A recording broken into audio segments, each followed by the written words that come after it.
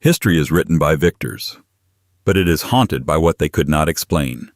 Princes who vanished without trace, kings who died too suddenly, births questioned, deaths whispered about, illnesses that reshaped empires. For centuries, the English crown has been built not only on power and blood, but on silence, doubt, and unanswered questions. Tonight, we are not chasing myths or legends. We are opening the files history never closed. These are the 27 most unsolved English royal mysteries, cases where evidence failed, truth fractured, and certainty slipped through the cracks of the crown itself. If stories like this fascinate you, make sure you're subscribed. This channel dives deep into the mysteries history never resolved. And as we get started, tell us in the comments where you're watching from and what time it is for you right now. It's always incredible to see how far these stories travel. 1. The Princes in the Tower.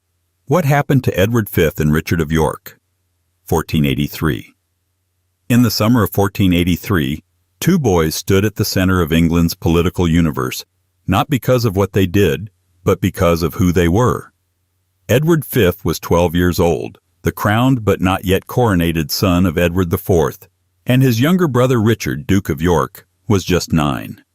By birth, they embodied the future of the House of York. By circumstance, they became the most enduring disappearance in English royal history. Their fate, whether murder, concealment, or something more complicated, remains unresolved, not because historians lack opinions, but because the evidentiary ground beneath those opinions is fractured, partisan, and incomplete. When Edward IV died unexpectedly in April 1483, England was not at peace with itself. The Wars of the Roses had been paused rather than resolved, and power rested uneasily between noble factions bound by blood, marriage, and ambition. Edward V was proclaimed king immediately, but as a minor he required a protector. That role fell to his uncle Richard, Duke of Gloucester, a seasoned military commander with a reputation, at the time, for loyalty and competence. Gloucester moved swiftly to secure the young king and to manage the transition to coronation. In doing so, he arrested several of Edward V's Woodville relatives, asserting that they were plotting to dominate the new reign. These actions were controversial, but not unprecedented in a realm accustomed to preemptive moves during vulnerable successions. Edward V was lodged in the Tower of London, a place that modern imagination associates almost exclusively with imprisonment and death, but which in the 15th century also functioned as a royal residence and the traditional staging ground for coronations. His brother Richard joined him there shortly afterward. At first, their presence did not raise alarm. Kings had stayed in the tower before. Boys of royal blood were guarded closely, and preparations for Edward V's coronation were reportedly underway. Then the rhythm of record-keeping begins to falter. Sightings of the princes grow fewer. Mentions of them in correspondence and chronicles become vague. By late summer of 1483, they disappear from reliable contemporary observation altogether. No death announcement is issued. No burial is recorded. No public explanation is offered. In a political culture that understood the power of spectacle, the absence itself was startling. The silence coincides with a dramatic shift in governance. Richard of Gloucester advanced a legal claim that Edward IV's marriage had been invalid, rendering Edward V and his brother illegitimate. Parliament accepted this reasoning, and Gloucester was crowned King Richard III in July 1483. The boys, once heirs, were now officially displaced. From that moment, the question of their fate ceased to be merely personal and became profoundly political. The most familiar explanation, that Richard III ordered their deaths, has dominated popular history for centuries. It is compelling in its simplicity. Richard benefited directly from their removal, and later narratives, especially those written under Tudor rule, portray him as a villain capable of such an act. Yet simplicity is not proof. No contemporary document records an order, an execution, or even an acknowledgement that the boys were dead during Richard's reign. The accusations crystallize later, shaped by chroniclers writing in a new political environment where Richard's defeat and death at Bosworth Field had rendered him both safe to blame and useful as a cautionary figure. Alternative theories attempt to fill the same evidentiary void from different angles. One suggests that Henry Stafford, Duke of Buckingham, acted independently.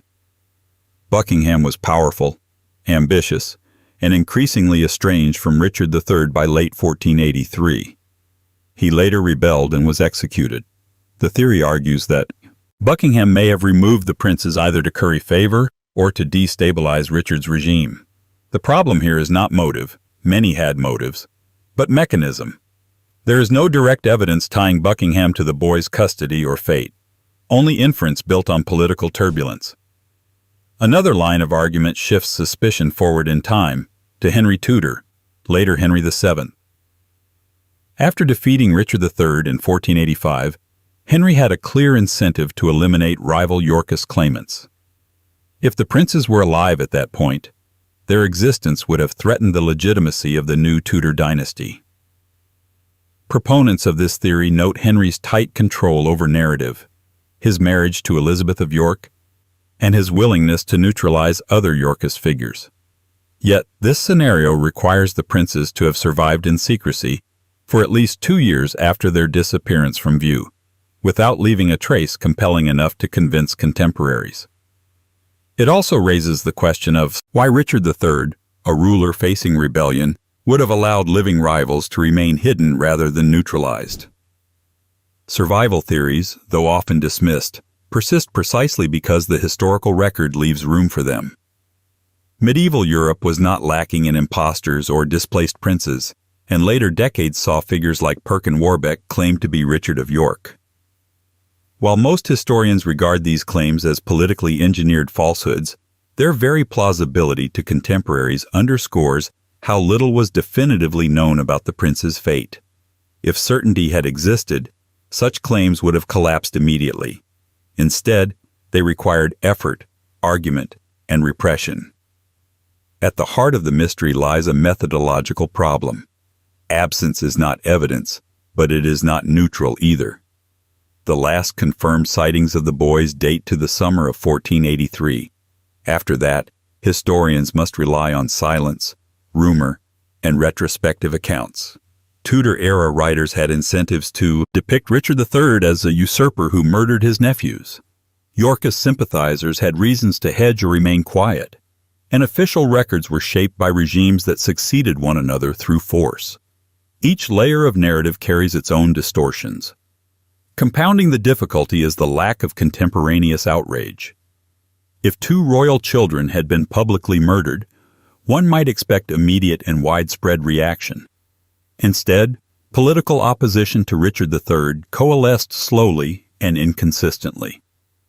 This has been interpreted in multiple ways: as evidence that the boys were quietly killed, as proof that their fate was unknown, or as an indication that elite society prioritized stability over justice.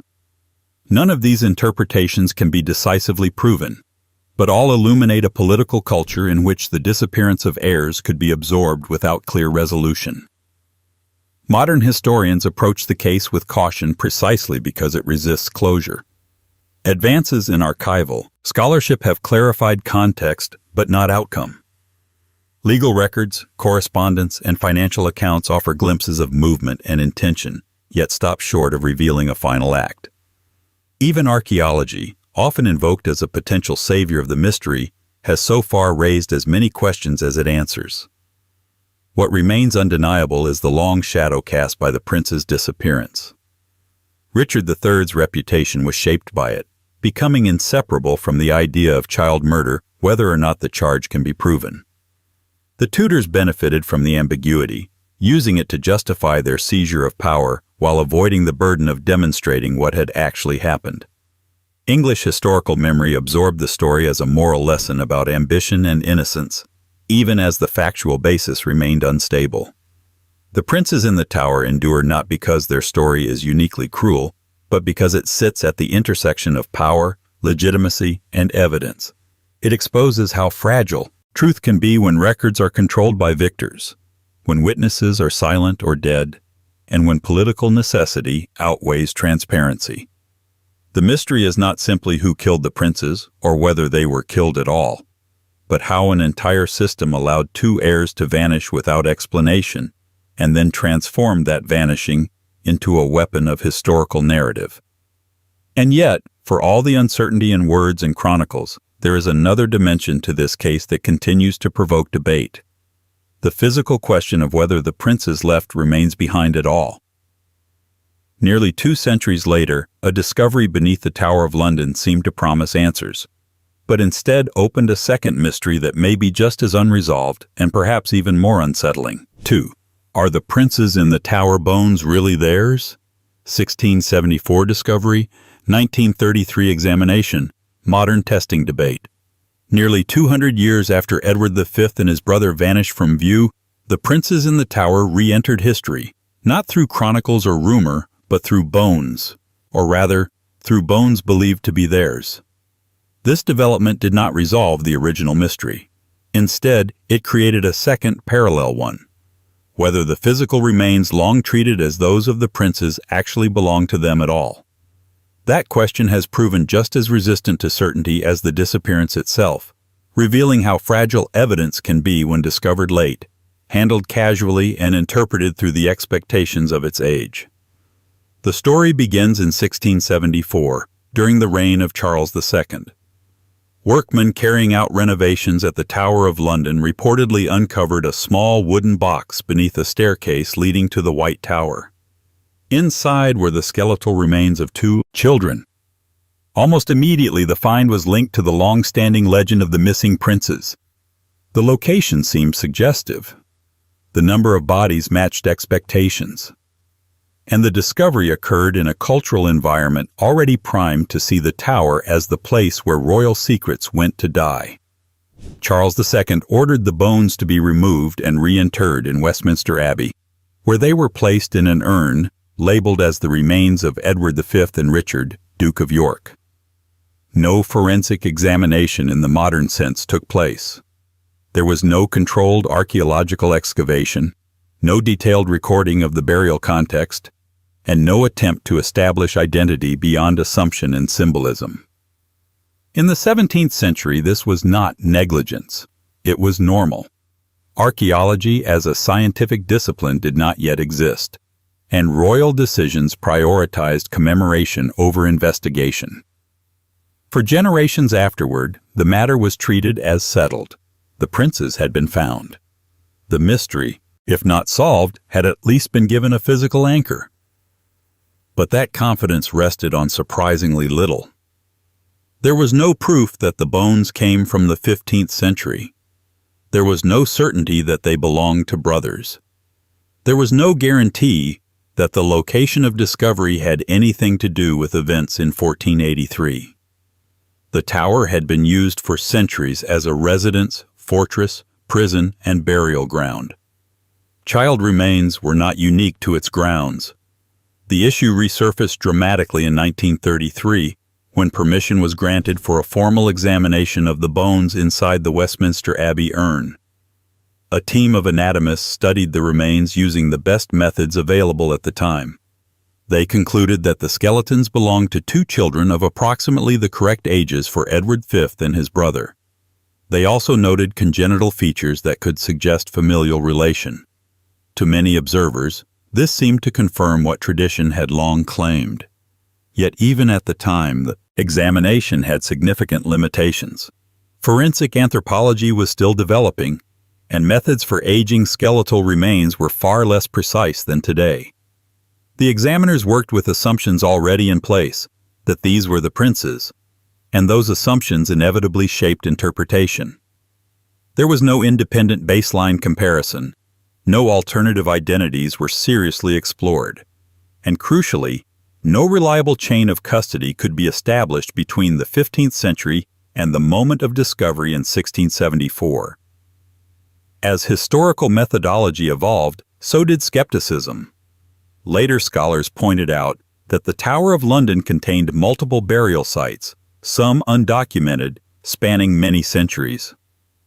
Children who died of illness, prisoners' families, and even noble households had all left traces there. The staircase under which the box was found had been rebuilt more than once. The soil had been disturbed repeatedly. Any precise attribution based on location alone was therefore deeply problematic. The rise of genetic science in the late 20th century added a new dimension to the debate. In theory, DNA testing could compare the remains with known descendants of the Plantagenet line. Such testing had already been used elsewhere to dramatic effect, raising public expectation that science could finally close the case. But in practice, the situation proved far more complex. First, the condition of the remains posed a challenge. They had been handled, reburied, and exposed to environmental contamination for centuries. Even if usable genetic material could be extracted, results might be partial or ambiguous. Second, comparison samples would raise ethical and legal issues, particularly given the royal burial context and the sanctity of Westminster Abbey. Third, and most overlooked, even a positive identification would answer only one question. It would confirm who the bones belonged to, but not how, when, or by whose hand the children died. These limitations have fueled ongoing debate rather than consensus. Some historians argue that modern testing should proceed regardless, on the grounds that uncertainty is worse than imperfect knowledge. Others counter that testing risks creating false closure, replacing one set of assumptions with another under the banner of science. A negative result would not disprove murder. A positive one would not identify responsibility. The central mystery would remain. What makes the bones controversy especially revealing is how it mirrors the original disappearance. In both cases, absence of evidence invites narrative. In both, later generations project their own expectations onto fragmentary remains. In both, political and cultural pressures shape what questions are asked and which are avoided. The princes vanished in a world where silence was power. Their supposed remains exist in a world where revelation is demanded, but never simple. There is also a deeper, symbolic dimension. The bones have become a proxy for unresolved historical anxiety. They stand in for the desire to make the past legible, to turn moral outrage into empirical certainty. Yet history rarely cooperates so neatly. The discovery of the remains did not occur in a neutral context. It happened in a Restoration England eager to reconcile monarchy with memory. The 1933 examination took place in an era fascinated by classification and authority. Today's debates unfold amid faith in genetic science and skepticism toward inherited narratives. Each era reads the bones differently. The enduring uncertainty has consequences beyond academic dispute. Public perception often treats the remains as conclusive proof of guilt or innocence, depending on narrative preference. Richard III's defenders and detractors alike invoke the bones selectively. Popular media presents DNA testing as a final reckoning, waiting only on permission. In reality, the case demonstrates how physical evidence, when stripped of context, can be as ambiguous as written sources. Perhaps the most unsettling possibility is that the bones are neither definitively royal nor definitively irrelevant. They may belong to two children whose identities will never be known, whose deaths were unrelated to dynastic conflict, and whose remains were absorbed into a famous mystery because history was already looking for them. If so, the story becomes not one of resolution delayed, but of misattribution perpetuated. In that sense, the princes in the tower have become a layered mystery. First, two boys disappeared. Then, centuries later, two skeletons appeared. Each event promised clarity. Each instead generated new doubt. The past did not speak more clearly when bones were unearthed. It spoke in a different, equally fractured voice. And as debates continue about testing, permission, and proof, the focus begins to drift backward again, away from remains and toward power. Because long before bones were buried or discovered, English history had already shown a pattern. Kings who died suddenly, heirs who vanished, and explanations that shifted with political need. The princes were not the first, nor would they be the last. To understand why their fate could remain unresolved for so long, one must look earlier still, to a Norman king whose death in a forest raised similar questions of accident, intent, and convenient succession. Before we continue, if you're drawn to stories like these, the ones history never fully explains, take a moment to subscribe to the channel so you don't miss what comes next. And let us know in the comments where you're listening from and what time it is for you right now. These mysteries span centuries, but the audience following them is truly global. 3. The death of William II. Rufus. Accident or assassination in the New Forest. 1100. On August 1100, King William II of England, known to history as William Rufus, set out on a hunting expedition in the New Forest. By the end of the day, he was dead, struck by an arrow. Within hours, his younger brother Henry had begun the process of securing the English throne. The swiftness of events, combined with the sparseness of reliable contemporary detail, ensured that William's death would never settle into a single, uncontested explanation. Instead, it became one of the earliest English royal mysteries where accident, intent, and political convenience overlap so tightly that separating them has proven impossible. William II was the third son of William the Conqueror, and not the obvious choice to inherit England. Yet, through a combination of force, calculation, and circumstance, he became king in 1087. His reign was marked by conflict with the church, heavy taxation, and an abrasive personal style that won him few chronicler allies. Many of the surviving accounts of his death were written by clerics who disliked him deeply. This matters because it shaped how the event was remembered and recorded. The New Forest itself already carried symbolic weight. Created by William the Conqueror through aggressive royal expansion, it had displaced communities and generated resentment. Several members of the Norman royal family had met untimely deaths there, lending the area an aura of misfortune even before 1100.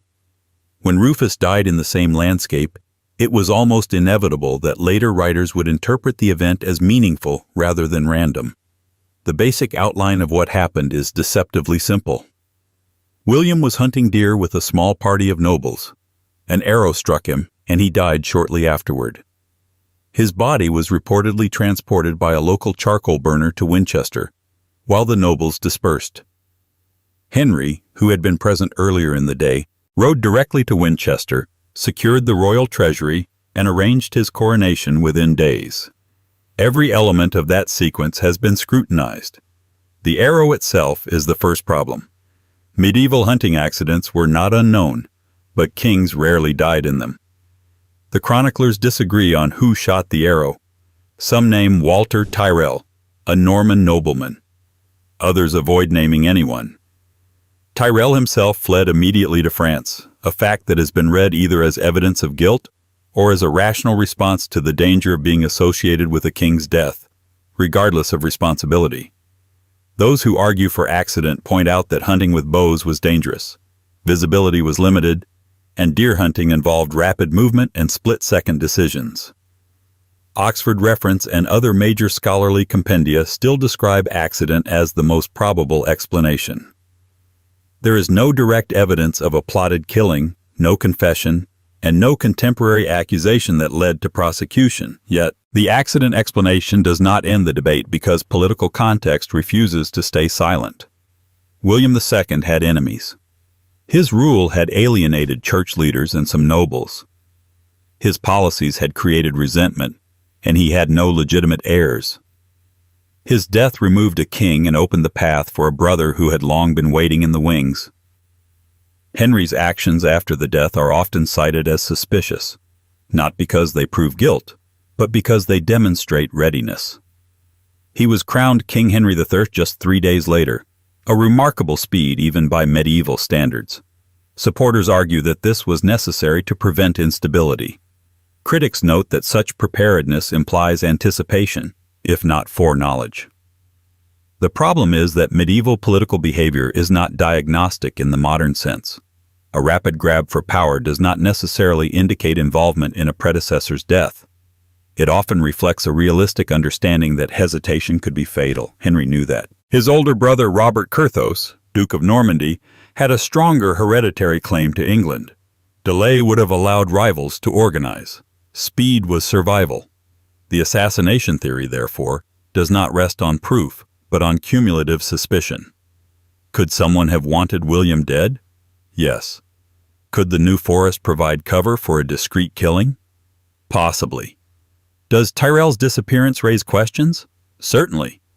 But none of these elements coalesce into a demonstrable plot. They remain suggestive rather than conclusive. Some historians have proposed a middle position, that William's death was not planned in advance, but that the circumstances of the hunt made it easier for rivals to accept the outcome without investigation. In this reading, the mystery lies not in murder, but in omission. There was no inquiry, no sustained effort to determine responsibility, and no punishment. The system simply moved on. That lack of investigation is itself revealing. Medieval kingship depended on continuity. A prolonged inquiry into the death of a deeply unpopular king may have been seen as destabilizing rather than just. Silence could be politically useful. By not asking too many questions, the elite avoided reopening divisions and allowed a new reign to begin with minimal friction. Chroniclers, writing later, filled that silence with moral interpretation. William's death was framed as divine judgment, a punishment for impiety and tyranny. This narrative absolved human actors while preserving meaning. It also conveniently discouraged deeper scrutiny. If God had acted, then no man needed to answer. Over time, the story hardened into legend. The arrow became symbolic. The forest became cursed. The brother became suspect. Each retelling emphasized a different aspect depending on the concerns of the age. Enlightenment historians leaned toward accident. Romantic writers favored intrigue. Modern scholars dissect probability, but remain constrained by the same thin source space. What ultimately makes William II's death an unsolved mystery is not that it lacks explanations, but that it lacks decisive evidence to privilege one over the others. Accident fits the physical scenario. Assassination fits the political moment. Opportunism fits the aftermath. None can be proven, and none can be eliminated. In this sense, Rufus's death prefigures many later English royal mysteries. A sudden end. Conflicting narratives. A beneficiary who acts swiftly. A record shaped by bias and silence. The pattern repeats across centuries, reminding us that medieval kingship was as much about managing uncertainty as exercising power. And as England moved forward under Henry I, another tragedy would soon strike that exposed how fragile succession really was. When the king's only legitimate heir was lost at sea under equally murky circumstances, uncertainty would again reshape the monarchy. This time with consequences that plunged the realm into chaos. 4. Edward II, murdered, or did he escape captivity? 1327. Few English kings have left behind a legacy as unstable and contested as Edward II. Deposed, imprisoned, and officially declared dead in 1327, Edward occupies a peculiar position in royal history. A monarch whose reign clearly ended, but whose death never fully settled. For centuries, his fate has oscillated between certainty and doubt, shaped by politics, propaganda, and the uneasy fact that the sources closest to the event were written by people with strong reasons to control the story. Edward II's troubles did not begin with his imprisonment. His reign was marked by prolonged conflict with the nobility, military failure, and deep factionalism at court. Personal favoritism toward close companions alienated powerful magnates, while military setbacks, most notably against Scotland, damaged royal authority. By the mid-1320s, opposition had hardened into coordinated resistance. The decisive break came through an alliance between Edward's estranged wife, Isabella of France, and her political partner Roger Mortimer. Returning from exile with armed support, They forced Edward's abdication in favor of his teenage son, Edward III. The deposition itself was unprecedented in its clarity and legality, but it created an immediate problem. What to do with a living former king? Edward was moved between various custodial locations before being confined at Berkeley Castle. Officially, he was alive but politically neutralized. In reality, his existence posed an ongoing risk. A deposed king could become a rallying point for rebellion. Rumors of rescue circulated almost immediately. In this climate, Edward's survival was not merely a private matter. It was a destabilizing variable in national politics. In September 1327, news spread that Edward II was dead. A public funeral was held, complete with ceremony appropriate to a king. The announcement was accepted, and Edward III's regime continued. On the surface, the matter appeared closed, but the details were curiously thin. Contemporary accounts differ on how Edward died, and some avoid specifics altogether. Later medieval writers introduced lurid details, most famously the story of a deliberately inflicted internal injury using a heated instrument, an account now widely regarded by historians as a later invention rather than reliable testimony. Its theatrical nature, moral framing, and absence from early sources strongly suggest embellishment designed to vilify Isabella and Mortimer. If that story is set aside, what remains is ambiguity. Edward could have been killed quietly. He could have died of illness exacerbated by confinement. Or, as a minority of scholars have argued, he might not have died at Berkeley at all. The survival theory rests largely on a handful of documents that appear after 1327, most notably a letter known as the Fieschi letter. Written several years later, it claims that Edward escaped custody, lived in exile, and eventually became a hermit. The letter describes a journey across Europe and suggests that his death had been staged to protect the regime. At first glance, such claims seem improbable. Yet they cannot be dismissed out of hand without examination, because medieval Europe was not lacking in political disappearances, staged deaths, or rulers living under assumed identities. More importantly, the Edward III government had incentives to maintain ambiguity. A publicly dead father was politically safer than a visibly alive one, but an officially murdered king would cast a shadow over the legitimacy of the new reign. This is where the mystery deepens. Edward III eventually turned against Mortimer and had him executed, asserting control over his own government. If Edward II had been murdered on Mortimer's orders, acknowledging that fact would have strengthened Edward III's justification for eliminating his former guardian. Yet the official narrative never fully clarified the cause of death. Silence persisted. Some historians argue that this silence indicates complicity or at least awareness. Others suggest the opposite, that uncertainty was useful.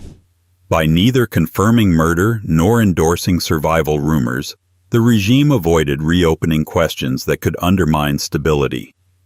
The survival theory also intersects awkwardly with later events. Several pretenders and rumors emerged over the years claiming Edward II was still alive. Most were dismissed quickly, but their existence demonstrates that the idea was plausible enough to circulate.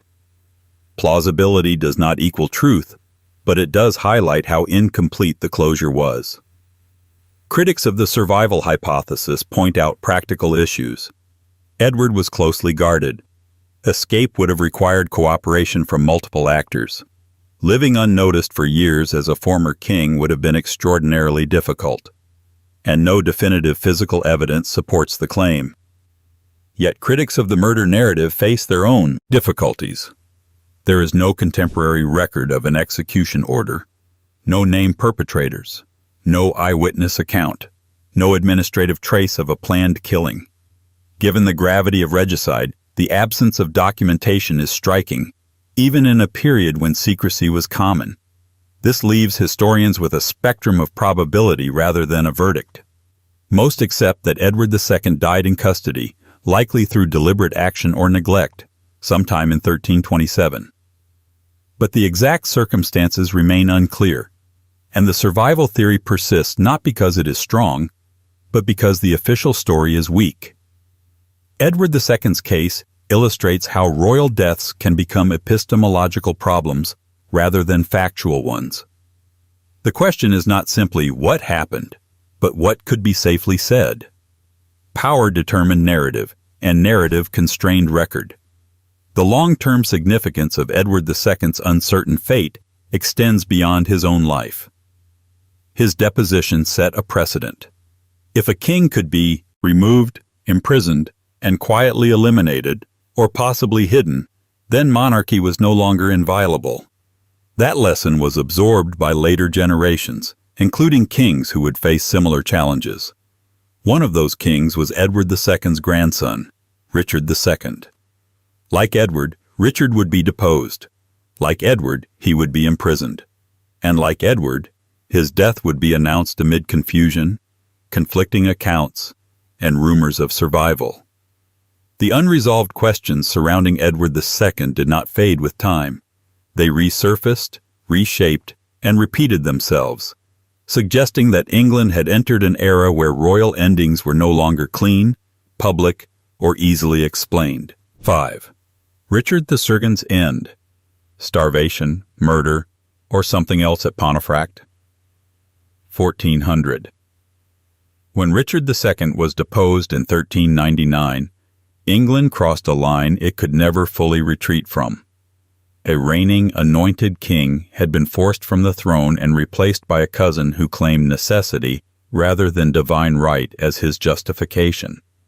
What followed, Richard's death at Pontefract Castle in early 1400, was not merely the end of a life, but the beginning of a long and corrosive uncertainty about how England disposed of its kings once they became politically inconvenient. Richard II had ruled for more than 2 decades, ascending the throne as a child and surviving one of the most turbulent political landscapes of medieval England. His reign saw rebellion, fragile compromise, authoritarian reaction, and ultimately collapse. By the time Henry Bolingbroke returned from exile and seized power as Henry IV, Richard had been stripped of allies and authority alike. Yet he was still alive, and that fact mattered enormously. Like Edward II before him, Richard II posed a problem precisely because he lived. He was young enough to survive for decades, legitimate enough to attract loyalists, and symbolically potent enough to inspire resistance. Removing him from public life was not sufficient. Something had to be done to ensure he could not return as a rallying figure. Richard was imprisoned at Pontefract Castle, a stronghold in northern England far from London's political core. Shortly afterward, reports of his death began to circulate. By February 1400, it was announced that the former king was dead. But unlike a natural death of a reigning monarch, this announcement was accompanied by confusion, contradiction, and silence on critical details. Contemporary chroniclers could not agree on what happened. Some suggested that Richard had stopped eating, either out of despair or protest. Others implied that food had been withheld. Still others hinted at more direct intervention, though, without specifying methods or naming agents. The lack of consistency is not accidental. It reflects the political danger of clarity. Henry IV had every incentive to avoid being seen as a king who killed a king. His claim to the throne rested on a mixture of hereditary argument and parliamentary assent, neither of which sat comfortably with overt regicide. At the same time, allowing Richard to live indefinitely was untenable. The solution, as with other royal deaths of the period, appears to have been ambiguity. The starvation narrative occupies a peculiar place in this uncertainty. It offered a morally convenient explanation. Richard died by his own will, not by royal command. Whether self-imposed or externally enforced, the language allowed responsibility to blur. Yet starvation as a cause of death is notoriously difficult to verify in historical sources, especially when records are sparse and politically filtered. Complicating matters further were the imposter episodes that followed. Within months, and then years, rumors spread that Richard II was still alive. Figures claiming to be the deposed king appeared in Scotland and elsewhere, drawing support from those opposed to Henry IV's rule. Most historians agree these claimants were not Richard, but their emergence reveals something crucial. Enough uncertainty surrounded Richard's fate that survival seemed plausible to contemporaries. Henry IV responded to these challenges by publicly displaying Richard's body, reportedly bringing it south to demonstrate that the former king was truly dead. Even this gesture, meant to close the matter, failed to erase doubt. Chroniclers differ on whether the body was clearly identifiable, how long it was displayed, and who witnessed it. The very need for such a display suggests that confidence in the official story was weak. Over time, later writers attempted to impose order on the chaos. Some portrayed Richard as a tragic figure who wasted away by choice. Others cast Henry IV as a ruthless usurper who arranged a discreet killing. Still others leaned into moral interpretation, suggesting divine judgment or poetic justice. Each narrative reflects more about the priorities of its author than about the event itself. Modern historians tend to agree on one point. Richard II died in captivity in early 1400. Beyond that, certainty dissolves. The evidence does not allow a firm conclusion about whether his death was self-inflicted, coerced through neglect, or actively caused by others. What survives is a pattern rather than a proof. That pattern is telling. Richard II's end fits into a broader medieval English habit of managing royal removals through controlled opacity. Kings were too sacred to kill openly, but too dangerous to leave alive. The solution was silence, euphemism, and procedural distance. Responsibility was diffused across structures, custodians, councils, unnamed agents, until no single hand could be definitively blamed. The long-term consequences of this ambiguity were profound. Richard II's deposition and uncertain death weakened the ideological foundations of kingship. If a king could be removed and quietly disposed of, then monarchy was no longer absolute. It became conditional on political success, elite support, and narrative control. This realization haunted subsequent reigns, feeding paranoia and repression. Perhaps most significantly, Richard's fate established a template. Future rulers learned from Henry IV's predicament. Later depositions would be handled with even greater secrecy, and later narratives would be crafted with even more care. The goal was not to tell the truth, but to prevent destabilizing questions from gaining traction. Yet questions have a way of resurfacing. Just as Edward II's uncertain end echoed into Richard II's downfall, Richard's fate would echo backward and forward in English history. It reminded the realm that kingship did not guarantee clarity in death, only vulnerability in life. And if the death of an adult crowned king could be obscured so effectively, the danger was even greater for younger, weaker rulers caught in succession struggles. Long before Richard II, one such boy king had already met a violent and uncertain end, an event that cast a long shadow over early English monarchy and foreshadowed every contested succession that followed. 6. Edward the Martyr. Who ordered the killing and why? 978. The death of Edward the Martyr stands at the beginning of England's long tradition of contested royal endings. Occurring in 978, centuries before the Plantagenets or Tudors refined the politics of deposition, Edward's killing reveals how early English kingship was already vulnerable to faction, narrative manipulation, and selective memory. What happened to Edward is not disputed in its broad outline. He died violently, but nearly everything else remains unresolved. Who planned it, whether it was deliberate or opportunistic, and how later generations reshaped the event to serve political and spiritual ends. Edward was the eldest son of King Edgar the Peaceful, a ruler whose reign had been unusually stable for the period. When Edgar died in 975, he left behind two young sons by different mothers. Edward, the elder, was recognized as king, but his position was insecure. His stepmother, Queen Elfrith, favored her own son, Ethelred, who was younger but politically useful to powerful factions at court. Almost immediately, England fractured along lines of loyalty that were personal as much as ideological. Edward's reign was brief and troubled. He lacked the authority of age and experience, and his supporters were opposed by a strong coalition centered on Elfrith and her allies.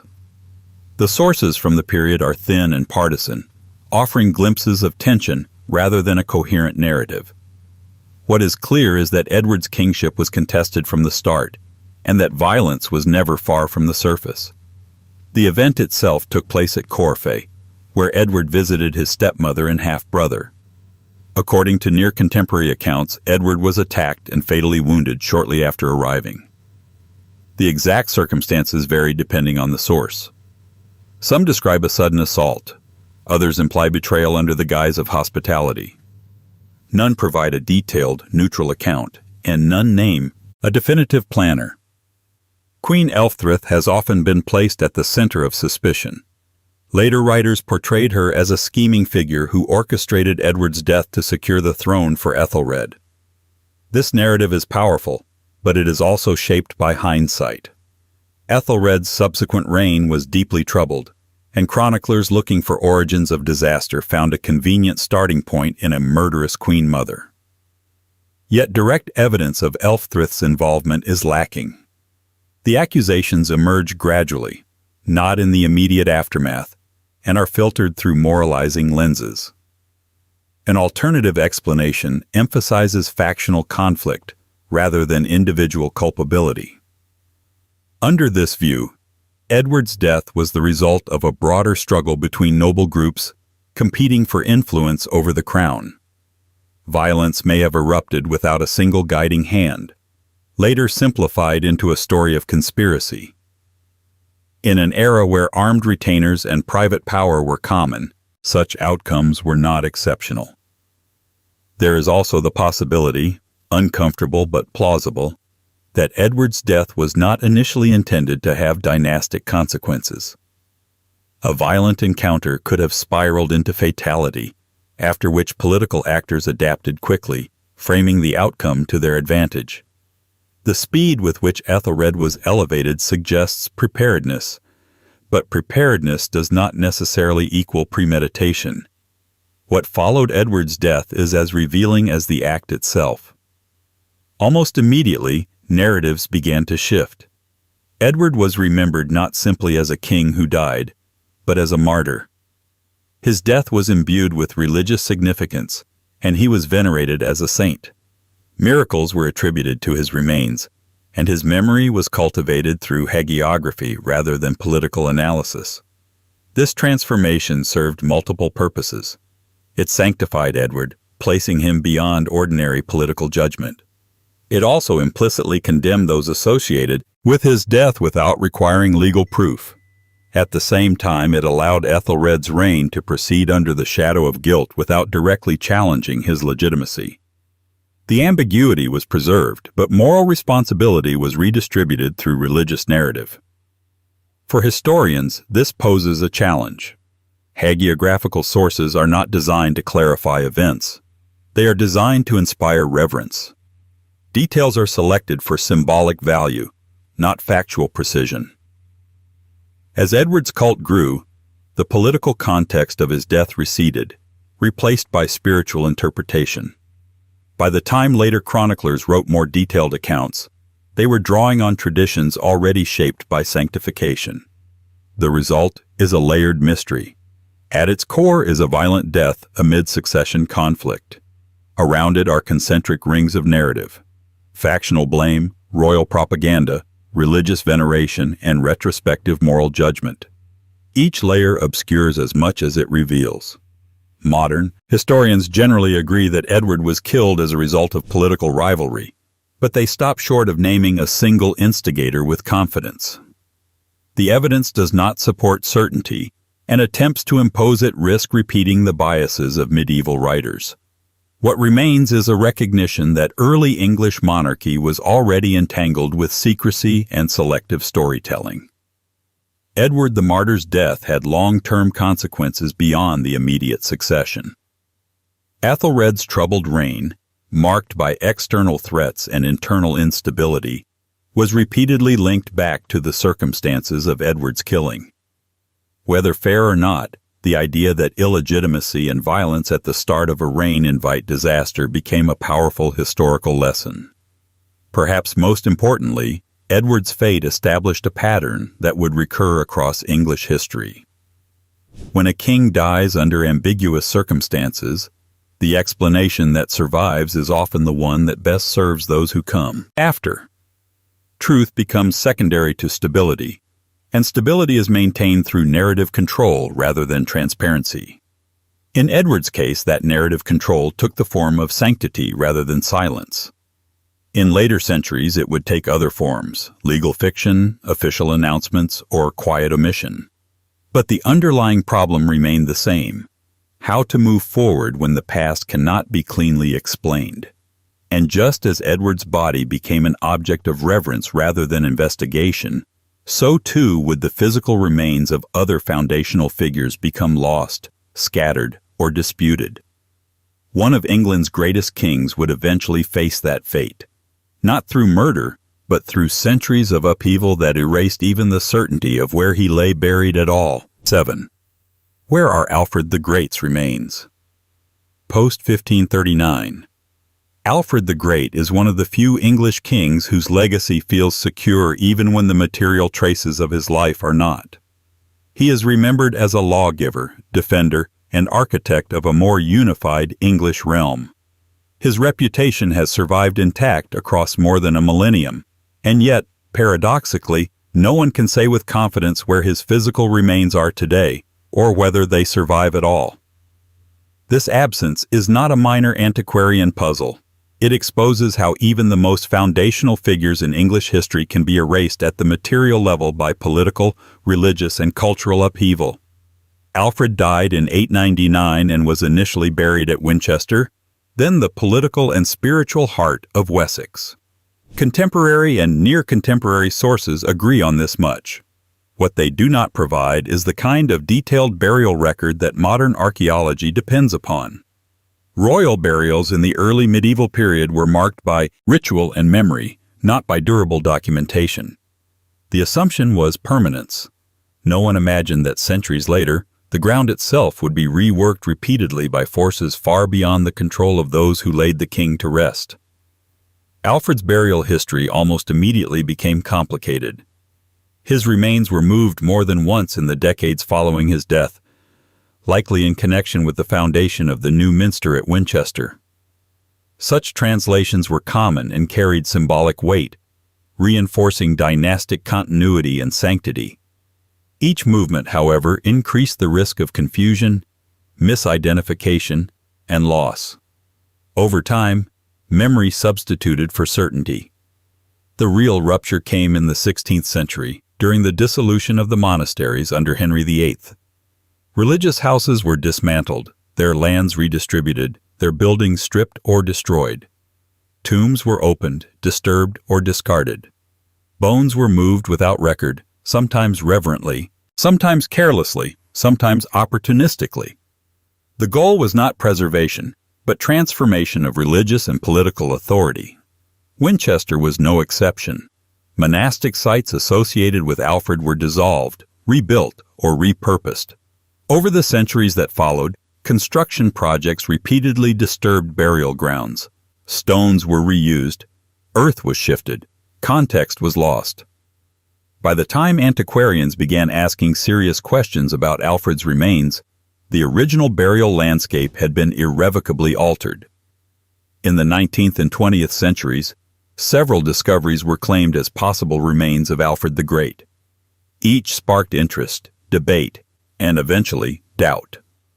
Bones uncovered at various sites near Winchester were tentatively attributed to Alfred based on location, age estimation, or national desire rather than definitive evidence. In some cases, later analysis showed that the remains belonged to multiple individuals mixed together through repeated disturbance.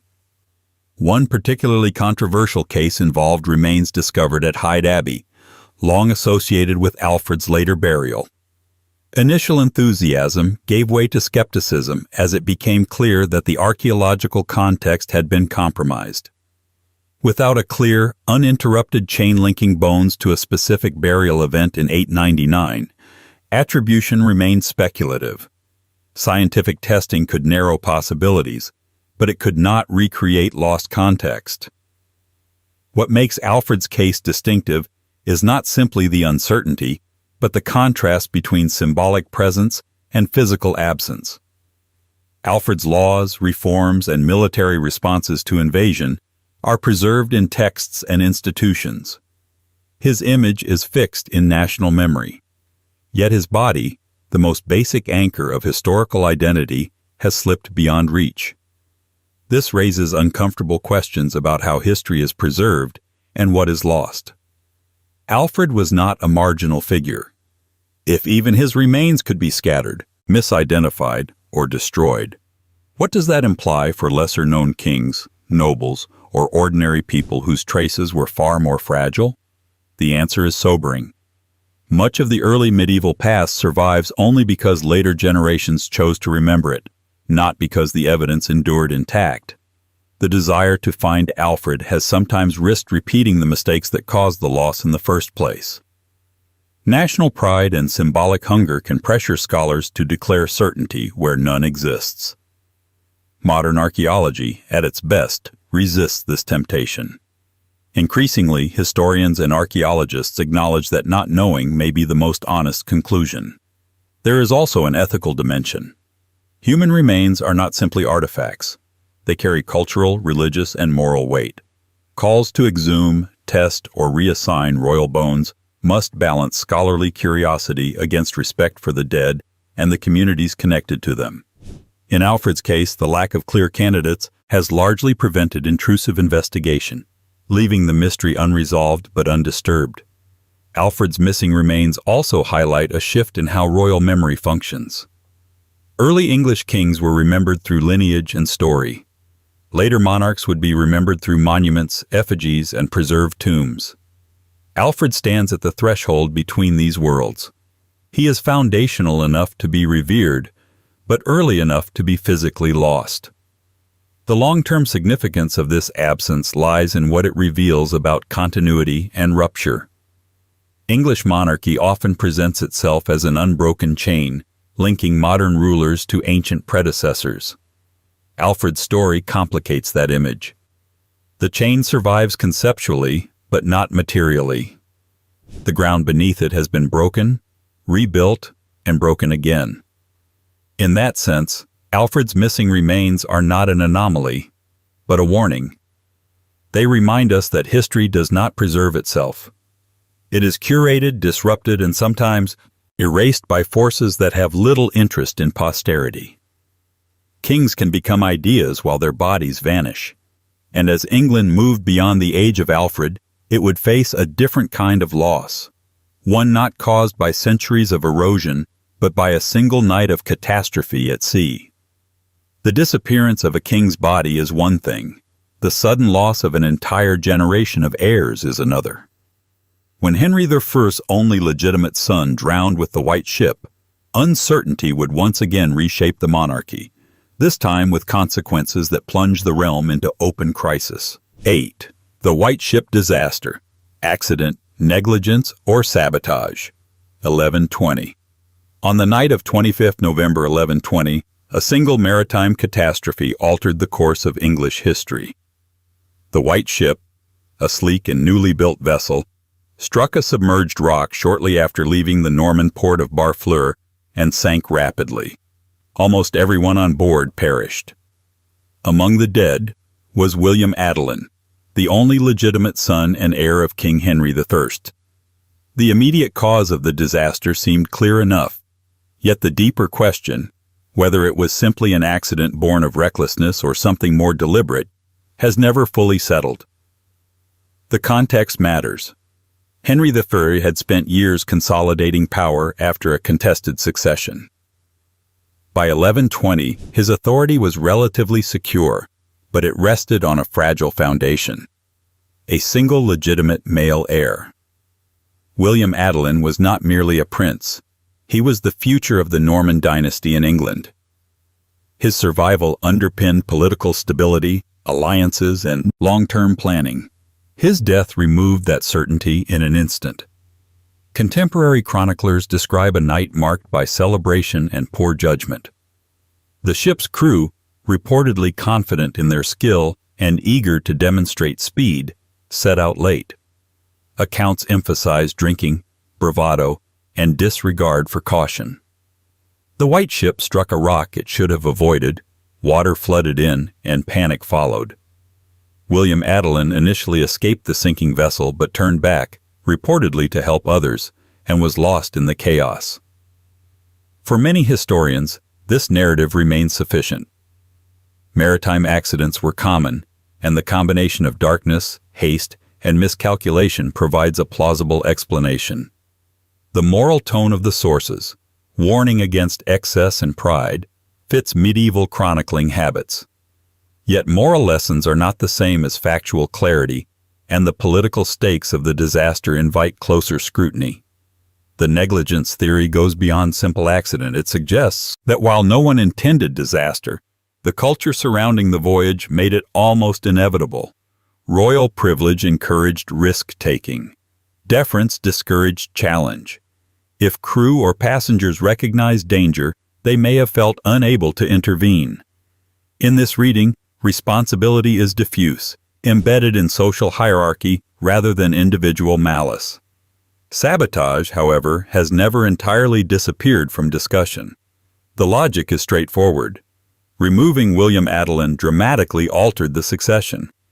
It weakened Henry I's dynasty and reopened the question of who should rule after him. In a world where succession disputes often led to war, the incentive to remove an heir was real. The difficulty lies in evidence. No contemporary source alleges sabotage. No suspect is named.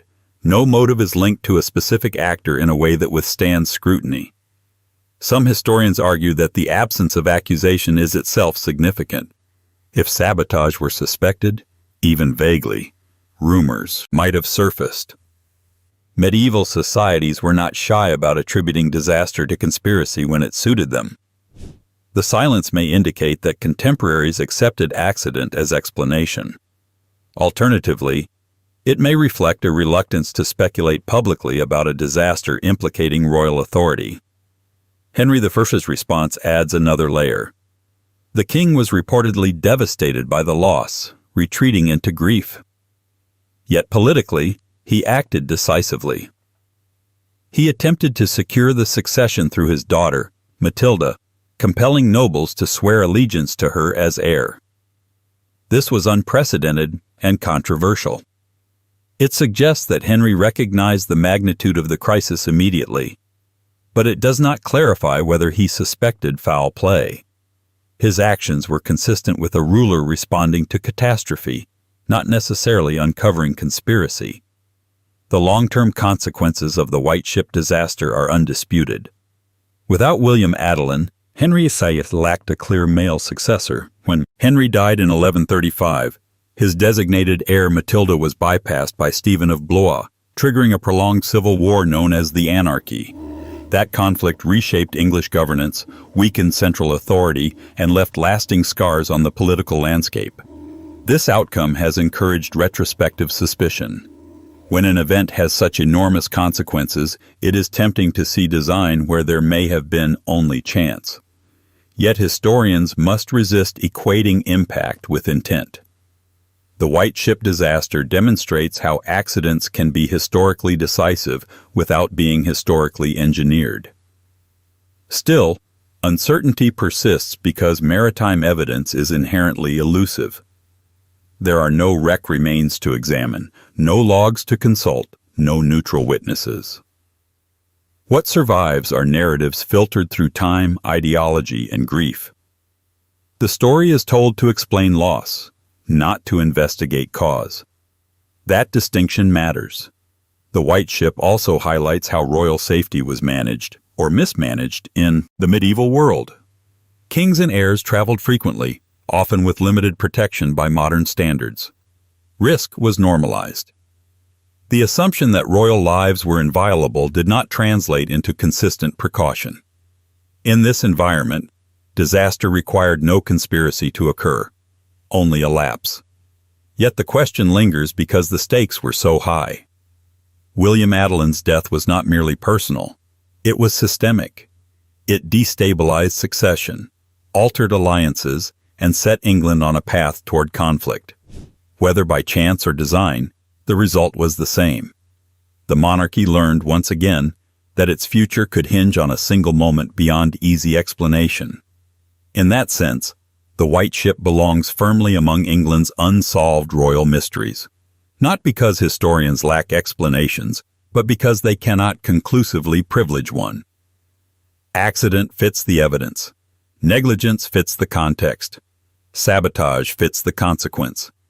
None can be proven, and none can be entirely dismissed.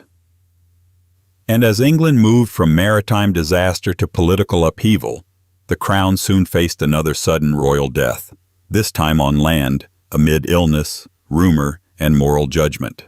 When King John died in 1216, questions about what truly killed him would echo the same uneasy blend of certainty and doubt that followed the White Ship, reminding the realm that royal endings were rarely as simple as they first appeared. 9. King John's death: dysentery, fever, or poison. 1216. When King John died in October 1216, England was already in crisis. Civil war raged, foreign forces occupied parts of the realm, and the authority of the crown was at its lowest ebb in generations. John's death did not merely close a troubled reign, it abruptly shifted the political balance, creating both danger and opportunity for those who survived him. Yet despite the abundance of commentary about John as a ruler, the circumstances of his death remain surprisingly unclear. Medieval writers offered explanations, rumors, and moral judgments, but no definitive medical answer. John fell ill while campaigning in eastern England during the First Barons' War. Contemporary sources broadly agree that he suffered from a severe illness affecting his digestion, often described in medieval terms that later writers translated as dysentery. He reached Newark Castle in a weakened state and died there on 19 October 1216. This outline is rarely disputed. The uncertainty lies in what precisely caused his fatal decline. The illness explanation has long been treated as the default. Medieval armies operated under harsh conditions, with poor sanitation, contaminated water, and constant stress. Gastrointestinal diseases were common and frequently deadly. From this perspective, John's death requires no mystery at all, only an aging, exhausted king succumbing to an infection while on campaign. Many modern historians consider this the most likely scenario. Yet the persistence of alternative explanations reveals discomfort with simplicity. John was not a popular king, even in his own time. Chroniclers hostile to him emphasized his cruelty, failures, and moral shortcomings. Within such narratives, an ignoble or suspicious death felt appropriate. Poisoning rumors emerged early and lingered long after, fueled by John's unpopularity and the dramatic convenience of the idea. According to later tradition, John was poisoned by a monk at Swineshead Abbey. The story varies in detail, sometimes portraying the monk as acting out of patriotic duty, sometimes as an instrument of divine justice. Like many medieval poison tales, it lacks contemporary corroboration and appears fully formed only in later retellings. It satisfies narrative expectations more than historical standards. Historians are cautious here for good reason. Poison accusations were common in medieval political culture, particularly when rulers died suddenly or inconveniently. They allowed writers to impose moral order on chaotic events. A king who broke oaths, quarreled with the church, and lost territories could be imagined as meeting a fitting end. That does not make the story true. At the same time, dismissing the poisoning rumor entirely does not eliminate uncertainty. Medieval medical descriptions are imprecise. Terms used for illness often encompassed a range of conditions, some infectious, some toxic, some stress-induced. Without physical remains or detailed clinical observation, modern diagnosis remains speculative. Dysentery itself is not a single disease but a category of symptoms. There is also the issue of John's physical condition. By 1216 he was no longer young. Years of campaigning, anxiety, and political pressure may have weakened him.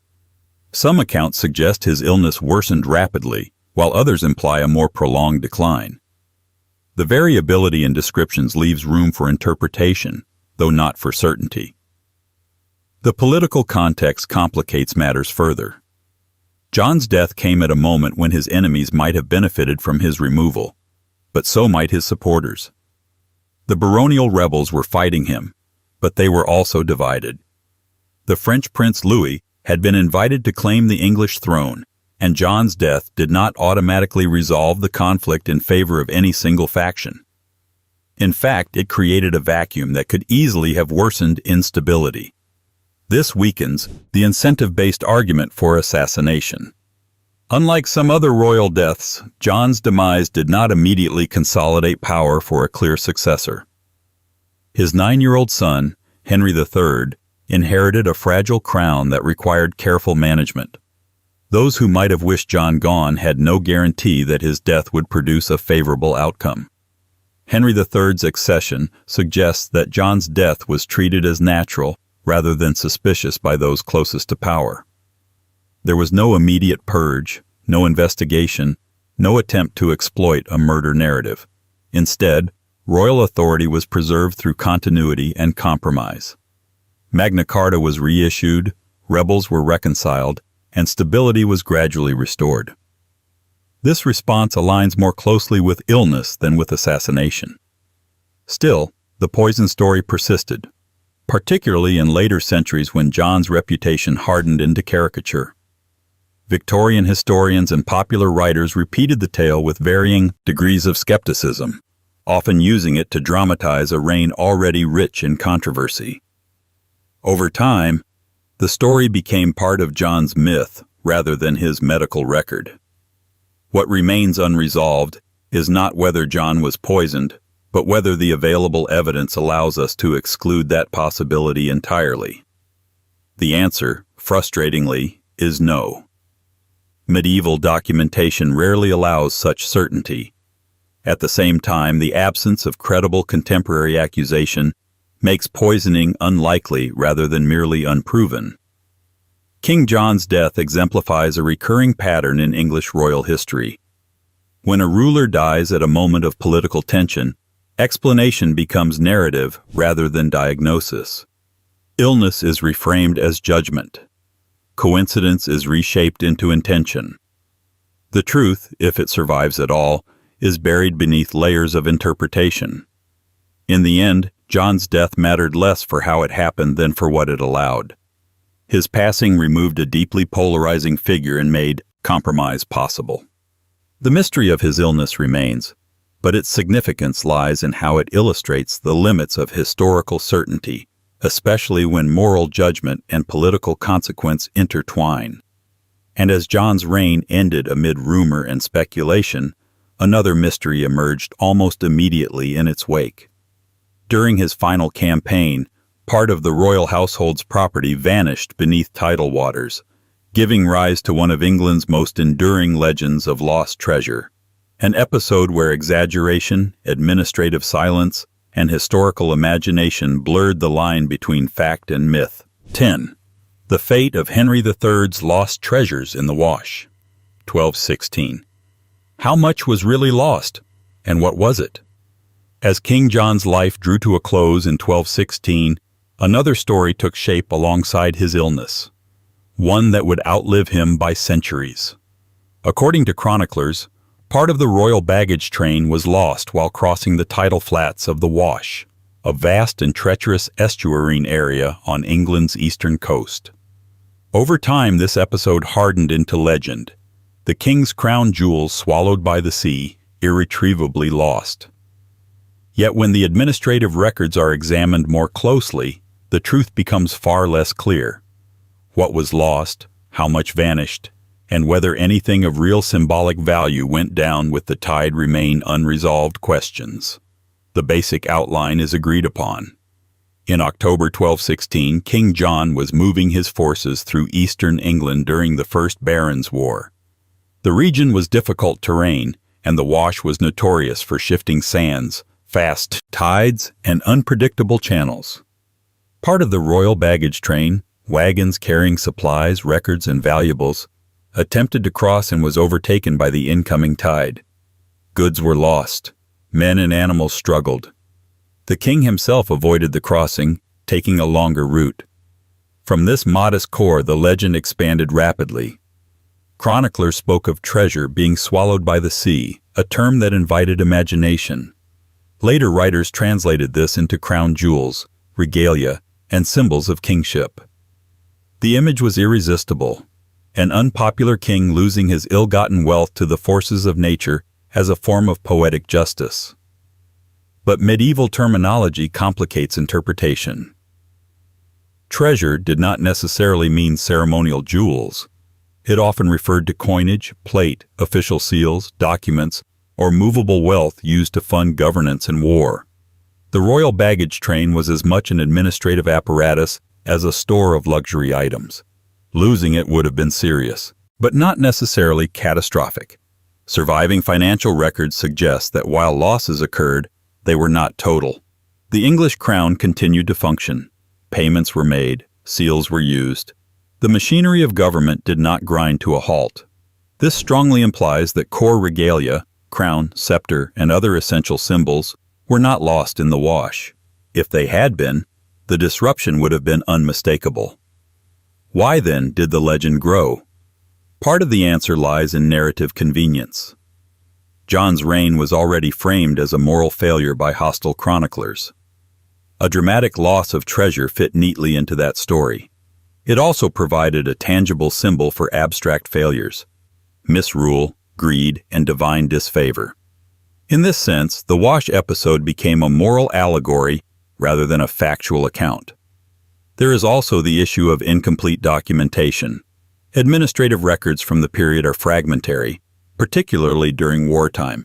Some losses may simply have gone unrecorded. Others may have been quietly recovered or replaced. The lack of a detailed inventory before and after the crossing makes precise calculation impossible. Recovery attempts are another point of speculation. The Wash is not a deep sea. It is a dynamic coastal environment. Goods lost there might have been retrievable, at least in part.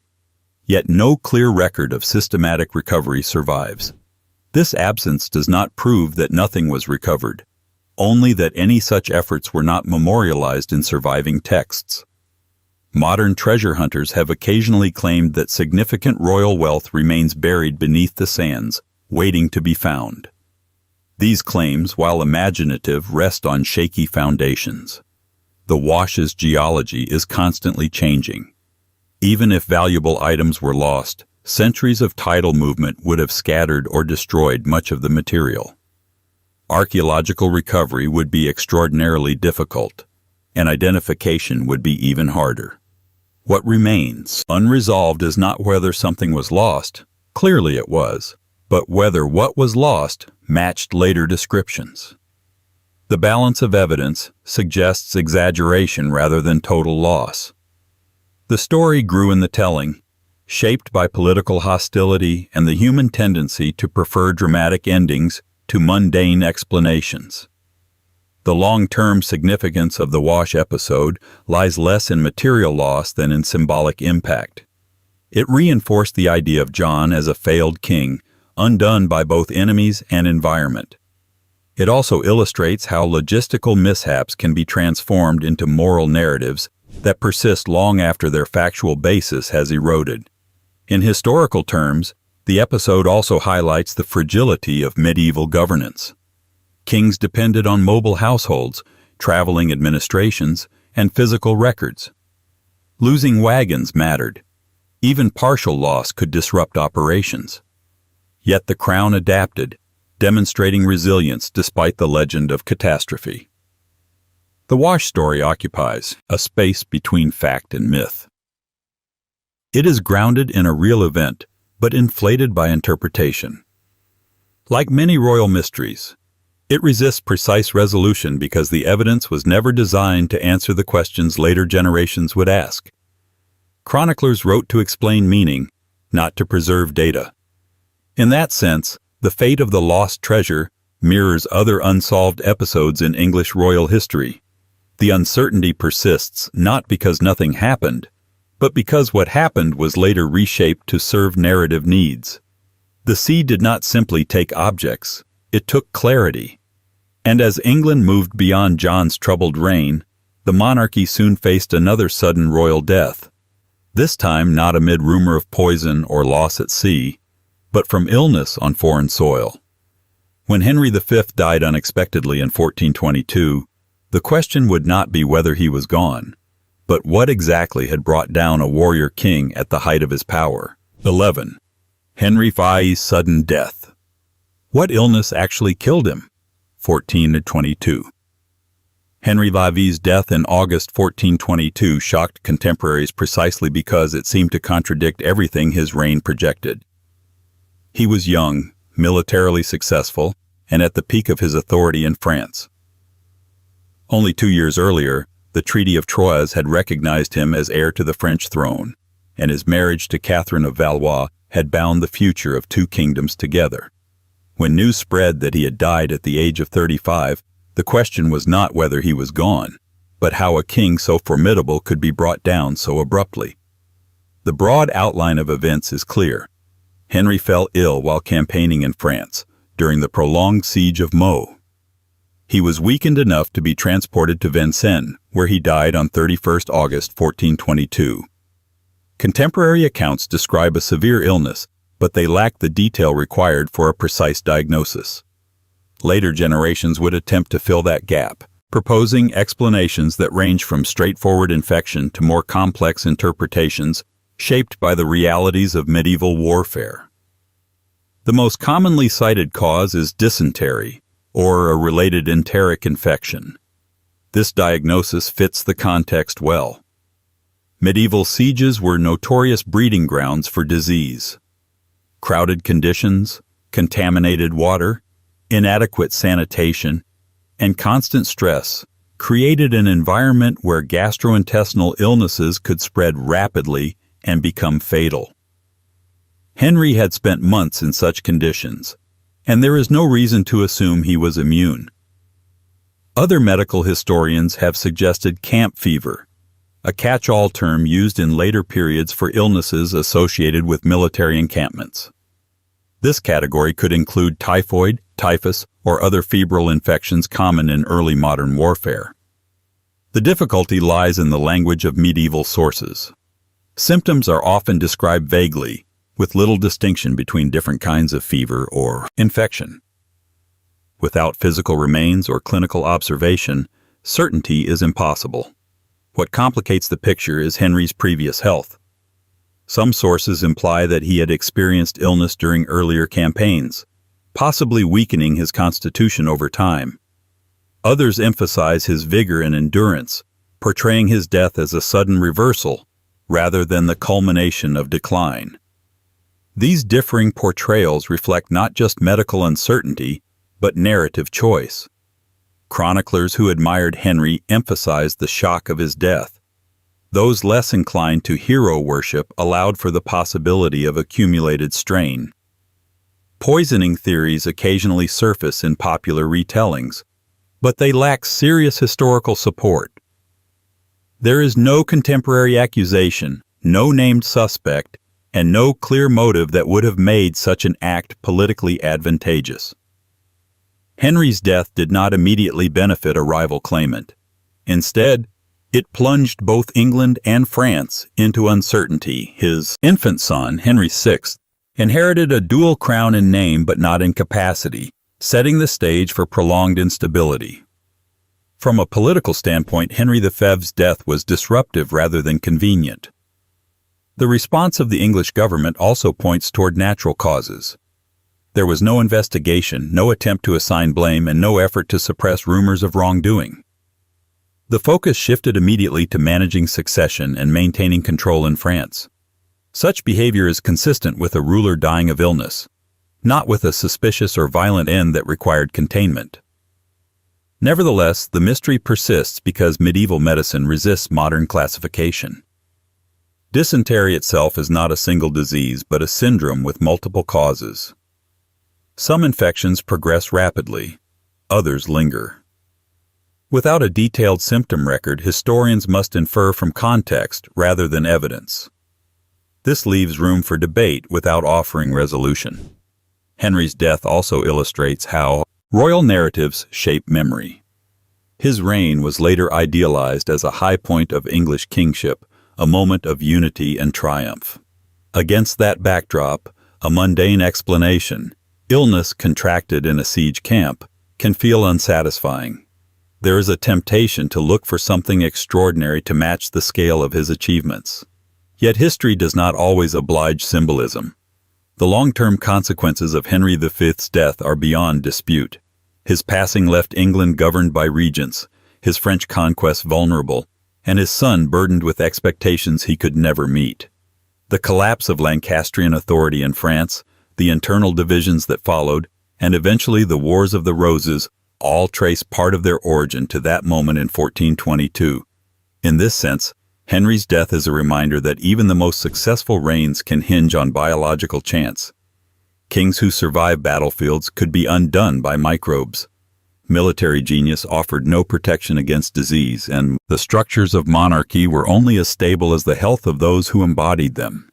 The mystery of Henry V's illness lies not in suspicion, but in limitation. The sources do not allow us to move beyond probability. Most historians accept an infectious cause linked to campaign conditions, yet the precise diagnosis remains out of reach. The truth, if it could be named, died with him. And as England adjusted to the loss of its warrior king, it soon confronted a darker and more troubling question. His fragile son would inherit not only a crown, but a legacy of uncertainty, one that culminated years later in another royal death under confinement, where silence and power once again combined to obscure the final moments of a king. 12. Henry VI's death in the Tower. Who did it, and what method was used? 1471. By the spring of 1471, Henry VI had become less a ruler than a symbol. Once crowned as an infant and carried to power by regents, he had lived through decades of instability, civil war, and repeated displacement. By the time he was returned to the Tower of London after the Yorkist victory at Tewkesbury, his political usefulness lay almost entirely in his continued existence. That fact alone ensured that the circumstances of his death would never be straightforward, and that the explanations offered afterward would be carefully managed. Henry VI's reign had been marked by fragility, long periods of incapacity, dependence on advisors, and an inability to command authority left England vulnerable to factional dominance. The Wars of the Roses did not begin solely because of Henry's weaknesses, but they were prolonged by them. When Edward IV first seized the throne in 1461, Henry was deposed and eventually imprisoned. Yet his survival allowed Lancastrian resistance to persist, erupting again whenever opportunity arose. That opportunity returned briefly in 1470, when a shifting alliance restored Henry to the throne during the period known as the Readeption. For several months, he was king again in name, while real power lay elsewhere. The arrangement was unstable from the outset. Edward IV returned with force the following year, defeated Lancastrian armies, and reasserted control. With Prince Edward of Westminster killed at Tewkesbury, Henry VI was once again the last living focal point for Lancastrian legitimacy. He was taken back to the Tower of London on 21st May 1471. Within days, news spread that he was dead. The timing alone invites suspicion. Henry's death followed immediately after the elimination of other Lancastrian claimants. Politically, his removal completed the Yorkist victory. It is therefore unsurprising that contemporaries and later historians alike assumed deliberate action. What remains unclear is how that action was carried out, and by whom. Officially, the announcement was cautious. Some accounts suggested Henry died of melancholy or natural causes. Such phrasing was not uncommon when describing deaths under confinement, especially when political sensitivity demanded discretion. It avoided explicit accusation while offering a plausible explanation that aligned with Henry's known mental fragility. Yet few found this convincing. Henry had endured imprisonment before without dying suddenly. His death occurred at a moment when his survival was most dangerous to the regime in power. These facts alone make coincidence difficult to accept, even without direct evidence of foul play. Later chroniclers filled the gap with speculation. Some accused Edward IV directly, portraying the king as ordering Henry's death to secure his throne. Others pointed toward Richard, Duke of Gloucester, Edward's brother, later Richard III. Still, others suggested unnamed agents acting on implicit understanding rather than explicit command. The common feature of these narratives is not their detail, but their distance from the event itself. None are contemporary eyewitness accounts. All emerge in an environment shaped by shifting dynastic loyalties. What is striking is the absence of documentation. No warrant survives. No confession was recorded. No official inquiry took place. This silence is not accidental. Medieval regimes rarely documented acts that could be construed as regicide. Ambiguity was safer than clarity. If Henry's death were presented as natural, it avoided moral and political repercussions. If no method was specified, responsibility could not be fixed. Modern historians generally agree on one point. Henry VI died in the Tower while in Yorkist custody, and his death was almost certainly not accidental. Beyond that, conclusions diverge. Some argue for direct killing, carried out quickly and discreetly. Others propose neglect, withdrawal of care or deliberate indifference, allowing death to occur without overt action. Still others leave open the possibility of natural causes accelerated by stress and confinement, though this view is now less commonly held. The problem is evidentiary. Henry's body was buried at Chertsey Abbey and later moved to Windsor. There was no forensic examination in the modern sense, nor could there have been. The sources closest in time are either silent or vague. Later writers had agendas shaped by Tudor rule, Yorkist rehabilitation, or moral storytelling. Each layer adds interpretation rather than clarity. Henry's posthumous reputation further complicates matters. He quickly became the focus of popular veneration, with reports of miracles and petitions for sainthood. This cult-like reverence reframed his death as martyrdom, regardless of method. As with Edward the Martyr centuries earlier, sanctification replaced investigation. The narrative shifted from what happened to what it meant. From a political perspective, Henry's death resolved an immediate problem but created a long-term one. It reinforced the idea that kings could be eliminated quietly when inconvenient. This lesson did not disappear. It shaped the behavior of later rulers, who became increasingly paranoid about rivals, heirs, and confinement. The logic of dynastic elimination hardened. For Edward IV, the benefits were clear. With Henry gone, Lancastrian legitimacy collapsed. Rebellion became harder to justify. Yet the price was moral ambiguity. Even supporters of the Yorkist cause struggled to present Henry's death as clean or just. Silence became the preferred solution. What remains unsolved is not merely the method of Henry VI's death, but the structure that made such uncertainty possible. Power operated through implication rather than instruction. Actions were taken without record. Outcomes were accepted without explanation. In this environment, truth was less important than stability. Henry VI's end stands as a midpoint in English royal history between earlier ambiguous deaths and later ones that would be even more carefully managed.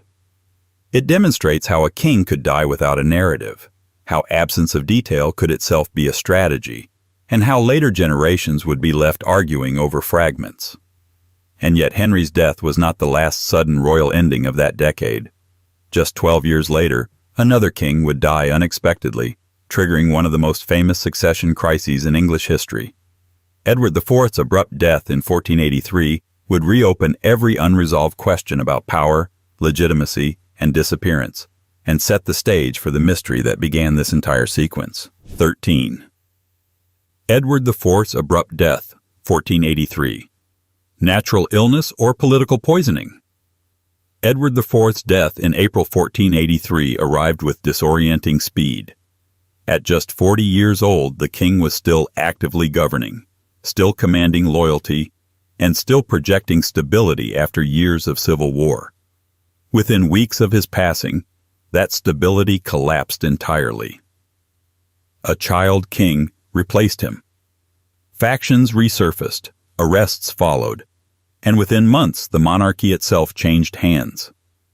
Given the scale of what followed, it is unsurprising that Edward's sudden death has remained a subject of suspicion ever since.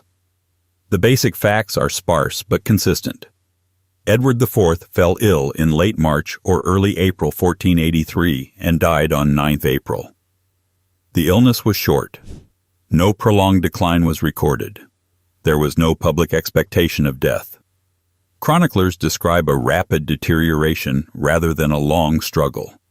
In an age accustomed to disease, sudden death was not unheard of.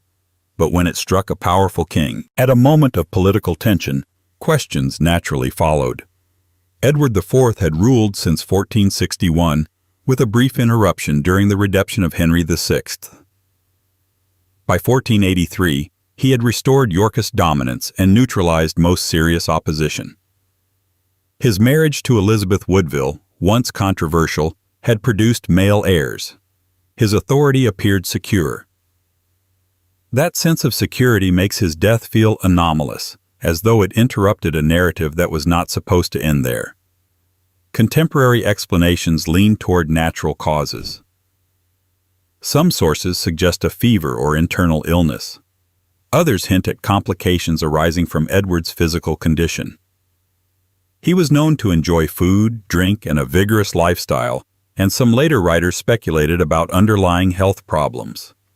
Yet these accounts are imprecise and colored by moral interpretation rather than clinical observation. Medieval medicine did not distinguish clearly between different internal diseases, and chroniclers rarely recorded symptoms in diagnostic detail. Poisoning theories emerged later, shaped more by consequence than by evidence. Edward's death created immediate political advantage for some and vulnerability for others. His eldest son, Edward V, was only 12. Governance passed to a protectorate. Power shifted toward those who could act decisively in a moment of uncertainty. In retrospect, Edward's death looks less like a natural endpoint and more like the opening move of a crisis. The argument for poisoning rests largely on timing and outcome. Edward died suddenly. His death benefited figures who opposed the Woodville family, particularly his brother Richard, Duke of Gloucester. Within weeks, Richard asserted control over the young king, arrested Woodville allies, and began a process that led to his own coronation. For those inclined toward suspicion, the sequence appears too convenient to be coincidental. Yet convenience is not proof. No contemporary source accuses anyone of poisoning. Edward IV.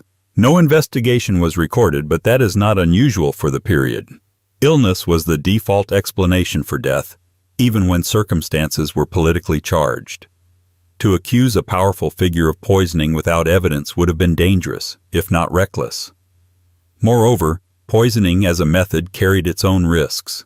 Medieval poisons were unreliable and difficult to administer without detection. They could just as easily fail or implicate the perpetrator. While poisoning was part of medieval imagination, its actual use among kings is harder to document than popular history suggests. In Edward's case, the lack of immediate rumor is notable. Poison accusations tend to appear quickly when suspicion is strong. Here, they develop gradually in later retellings. Another complicating factor is Edward's behavior in the weeks before his death. Some accounts suggest he was active until shortly before falling ill. Others imply he had been unwell but concealed it. The inconsistency itself is telling. Chroniclers were not focused on medical precision, they were focused on political consequence. Edward's health mattered only insofar as it explained what came next. What came next was chaos. Edward's death left England in the hands of a minor and a divided council. The Woodvilles sought to secure control over the young king. Gloucester moved to counter them, claiming to act in the realm's best interest. The machinery of government continued to function, but trust eroded rapidly. Within this environment, the cause of Edward's death became less important than its effect. This does not mean the question is meaningless. On the contrary, Edward IV's death sits at a critical junction. If it was natural, then the crisis that followed can be seen as the result of structural weakness exposed by chance. If it was engineered, then the entire transition to Richard III's reign takes on a different moral dimension. The difficulty is that the evidence supports neither conclusion definitively. Modern historians generally favor natural causes, not because they are certain, but because they require fewer assumptions. Sudden illness was common. Edward's lifestyle may have contributed. Stress, age, and undiagnosed conditions could produce rapid decline. Against this, the poisoning theory relies on inference rather than documentation.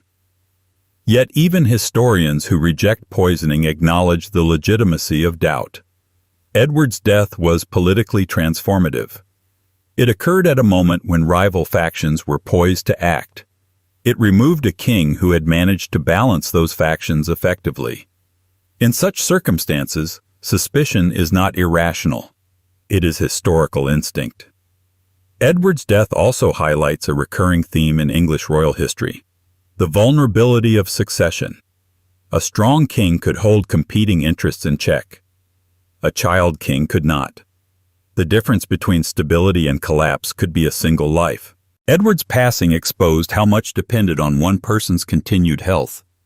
In that sense, Edward IV's death does not stand alone. It echoes earlier mysteries and anticipates later ones. Like William II, he died suddenly. Like Henry V, he left a minor heir. Like Henry VI, his absence created a vacuum filled by ambition. The pattern repeats, even if the details differ. Ultimately, the question of how Edward IV died remains open not because historians lack imagination, but because the sources refuse to cooperate. They offer no decisive clue, no definitive symptom, no accusation that can be traced to the moment itself. What survives is uncertainty shaped by consequence. And those consequences were immediate and profound. Edward's death did not simply end a reign, it reopened the entire question of legitimacy. Within weeks, England would be debating whether his children were rightful heirs at all. And at the center of that debate lay one of the most macabre and persistent stories in English history, one that would soon add another layer of mystery to an already fractured succession. 14. George, Duke of Clarence, drowned in a butt of Malmsey. Fact, propaganda, or dark humor? 1478. George Plantagenet, Duke of Clarence, has one of the strangest posthumous reputations in English royal history. Executed for treason in 1478, he is remembered less for the long arc of his political life than for a single vivid detail: the claim that he was drowned in a butt of Malmsey wine. The image is unforgettable, almost theatrical. But like so many royal stories that survive because they are striking rather than substantiated, the truth behind Clarence's death is far less certain, and far more revealing about how the late medieval monarchy managed scandal. Clarence was the brother of Edward IV and Richard, Duke of Gloucester. Born into the highest tier of royal privilege, he was also chronically dissatisfied with his position. Throughout the Wars of the Roses, Clarence shifted alliances with alarming ease, at times supporting the Lancastrians against his own brother, only to reconcile later when circumstances changed. His political behavior earned him a reputation for instability, ambition, and opportunism. By the late 1470s, Edward IV's patience had worn thin.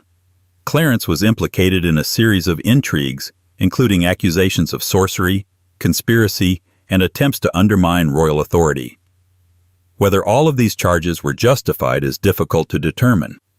What matters is that Edward IV and the ruling council concluded Clarence had become too dangerous to tolerate. In 1478, Clarence was arrested, tried for treason, and condemned. This alone was extraordinary. Executing a king's brother was not routine. even in a period accustomed to dynastic violence. The manner of his death therefore demanded careful handling. The monarchy needed to remove Clarence without provoking outrage or undermining the dignity of royal blood. This is where secrecy enters the story. Clarence's execution was carried out privately within the Tower of London. No public spectacle followed. No official account detailed the method. This silence created space for rumor, and rumor quickly filled the void. The Malmsey story appears prominently in later sources, gaining traction over time. According to the tale, Clarence was granted the unusual privilege of choosing the manner of his death and selected drowning in a butt of sweet wine, perhaps as a final indulgence or act of dark irony. The story was too compelling to resist. It humanized Clarence, dramatized his excesses, and cast his end as both punishment and satire. Yet when historians examine the sources closely, problems emerge. The earliest accounts of Clarence's execution do not mention Malmsey. The detail becomes more prominent in later chronicles and literary retellings, especially those written in environments that favored moralized storytelling. By the time Shakespeare dramatized the event, the image had become fixed in cultural memory. Regardless of its factual basis, there are practical concerns as well. Executions, even private ones, followed established procedures. Allowing a condemned noble to choose an unconventional method would have been highly irregular. Moreover, drowning a man in a barrel of wine would have required preparation, cooperation, and silence from multiple witnesses, none of whom left a contemporary record. This does not mean the story is impossible, only that it is unproven. Some historians suggest the Malmsey detail may be symbolic rather than literal, a metaphor for Clarence's indulgence or a shorthand for excess. Others argue it could have been an inside joke that escaped into public rumor. Still others believe it was a later invention designed to soften the reality of an elite execution by transforming it into dark humor. What is more certain is that Clarence was executed quietly and deliberately, and that the lack of official detail was intentional. Edward IV had no interest in drawing attention to the killing of his brother. Silence reduced the risk of sympathy, rebellion, or moral backlash. In that environment, vivid rumor may have been preferable to stark fact. Clarence's death also served a political purpose beyond immediate elimination. It sent a message about the limits of royal tolerance. Blood alone did not guarantee safety. Loyalty mattered more. At the same time, the secrecy surrounding his execution reinforced a dangerous precedent, that royal lives could be ended behind closed doors without explanation. The long-term impact of Clarence's fate extended beyond his own generation. His children were declared ineligible for the throne by Act of Parliament, reshaping the line of succession. This decision would later matter enormously, particularly when Richard III's reign collapsed and questions of legitimacy resurfaced. Clarence's bloodline lingered at the edges of power, a reminder of unresolved claims. The Malmsey legend persisted because it satisfied multiple needs at once. It made sense of Clarence's excesses. It disguised the brutality of elite politics behind wit, and it transformed a potentially destabilizing act into a story that could be repeated without challenging authority. Whether true or not, it functioned as propaganda. This raises a larger question. How many other royal deaths were similarly reshaped by narrative convenience? Clarence's execution sits at a point where secrecy, symbolism, and storytelling intersect. The lack of documentation did not preserve truth. It invited invention. Over time, invention hardened into memory. Modern historians generally conclude that Clarence was executed, likely by a more conventional method, and that the Malmsey story cannot be proven. But the persistence of the legend is itself meaningful. It demonstrates how royal power managed scandal not only through silence, but through allowing or even encouraging stories that distracted from uncomfortable realities. Clarence's death also underscores how precarious royal identity had become by the late 15th century. Brothers turned against brothers. Blood claims were erased by statute. and legitimacy could be undone as easily by law as by force. In such an environment, identity itself became unstable. That instability would soon produce something even more unsettling. A world in which young men could plausibly claim to be princes thought long dead, and powerful factions were willing to back them. Just a decade after Clarence's execution, England would face a rebellion built not on armies alone, but on the dangerous possibility that history had not finished with the House of York after all. 15. Lambert Simnel. Who was the boy really? And whom did the rebellion truly serve? 1487.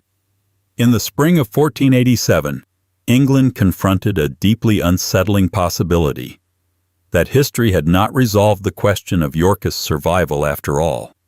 A boy, scarcely in his teens, was being presented as Edward Plantagenet, Earl of Warwick, the nephew of Edward IV and a potential claimant to the throne. He was crowned in Dublin as King Edward VI, backed by experienced nobles, foreign support, and a military force strong enough to challenge Henry VII directly. The boy's name, according to Tudor accounts, was Lambert Simnel. But almost everything about that label and the rebellion it fronted remains uncertain. The official Tudor narrative is clear and confident. Lambert Simnel was a commoner, the son of a joiner or baker, coached by a priest named Richard Simons to impersonate a Yorkist prince.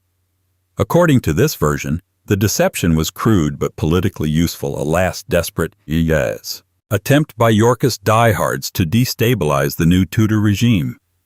Once the rebellion failed, Henry VII magnanimously spared the boy, setting him to work in the royal kitchens, thereby proving the imposture.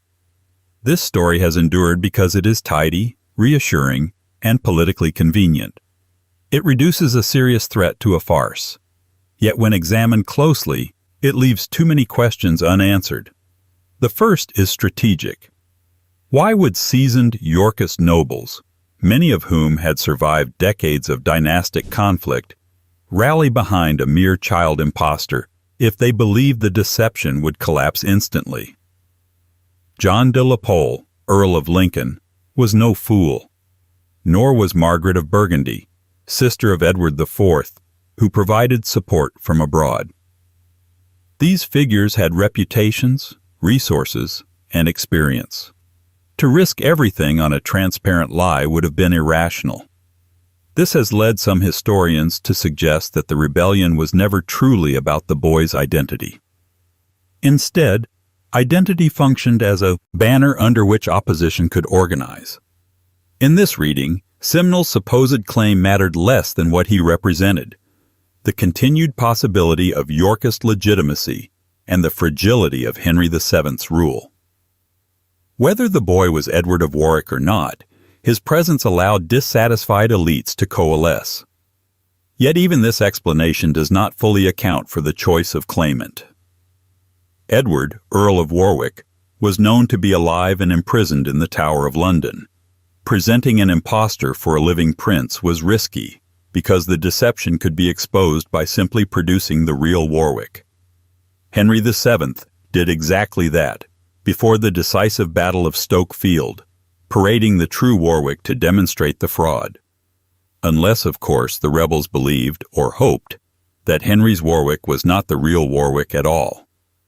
This is where the mystery deepens.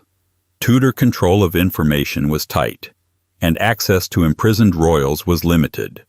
If uncertainty existed about Warwick's identity, even among Yorkist circles, then presenting an alternative claimant became more plausible. In such an environment, belief and doubt could coexist, allowing political action without absolute certainty. The boy himself remains enigmatic. Tudor sources insist he was coached, pliable, and ignorant of his supposed identity. But these same sources were written by the victors, who had every incentive to minimize the threat and portray the rebellion as absurd. We have no independent testimony from Simnel that clarifies his origins beyond the official line. What we do know is that he was convincing enough to be crowned in Ireland, a stronghold of Yorkist sympathy. The ceremony was not symbolic alone. It followed recognized forms of kingship. This suggests that those involved took the claim seriously, at least as a political instrument. Crowning a boy was not a casual act. The rebellion culminated in the Battle of Stokefield in June 1487, often described as the last major engagement of the Wars of the Roses. The fighting was intense and costly. Yorkist forces were defeated, and their leaders killed. With their defeat, the rebellion collapsed, and with it, the immediate threat to Henry VII. Henry's treatment of Simnel afterward has often been cited as proof of imposture. He spared the boy, employing him in a menial role, and later promoting him to falconer. This leniency is unusual, but it can be interpreted in more than one way. Sparing Simnel allowed Henry to demonstrate confidence and mercy. Executing him risked creating a martyr or inviting further doubt. Keeping him alive and visible neutralized the claim more effectively than death would have.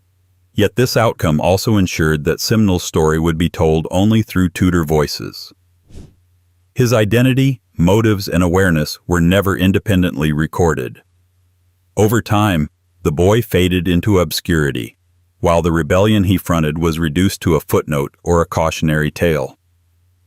What remains unresolved is whether Lambert Simnel was truly who the Tudors said he was. There is no surviving documentation of his birth, no corroboration outside official narrative, no neutral account of his early life. As with many identity-based rebellions, the truth may lie somewhere between extremes. He may have been a coached impostor, but one chosen carefully because he resembled or plausibly fit the role he was assigned. More importantly, the rebellion exposes how unstable identity itself had become in late 15th century England.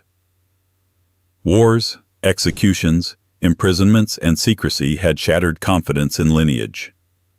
The disappearance of princes, the quiet elimination of rivals, and the manipulation of legitimacy had created a vacuum in which identity claims could flourish. Simnel's rebellion also set a precedent.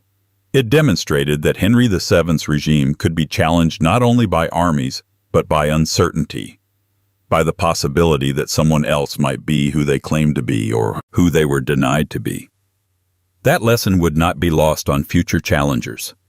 Indeed, within a few years, England would face a far more dangerous pretender, one whose claim struck even closer to the heart of unresolved history.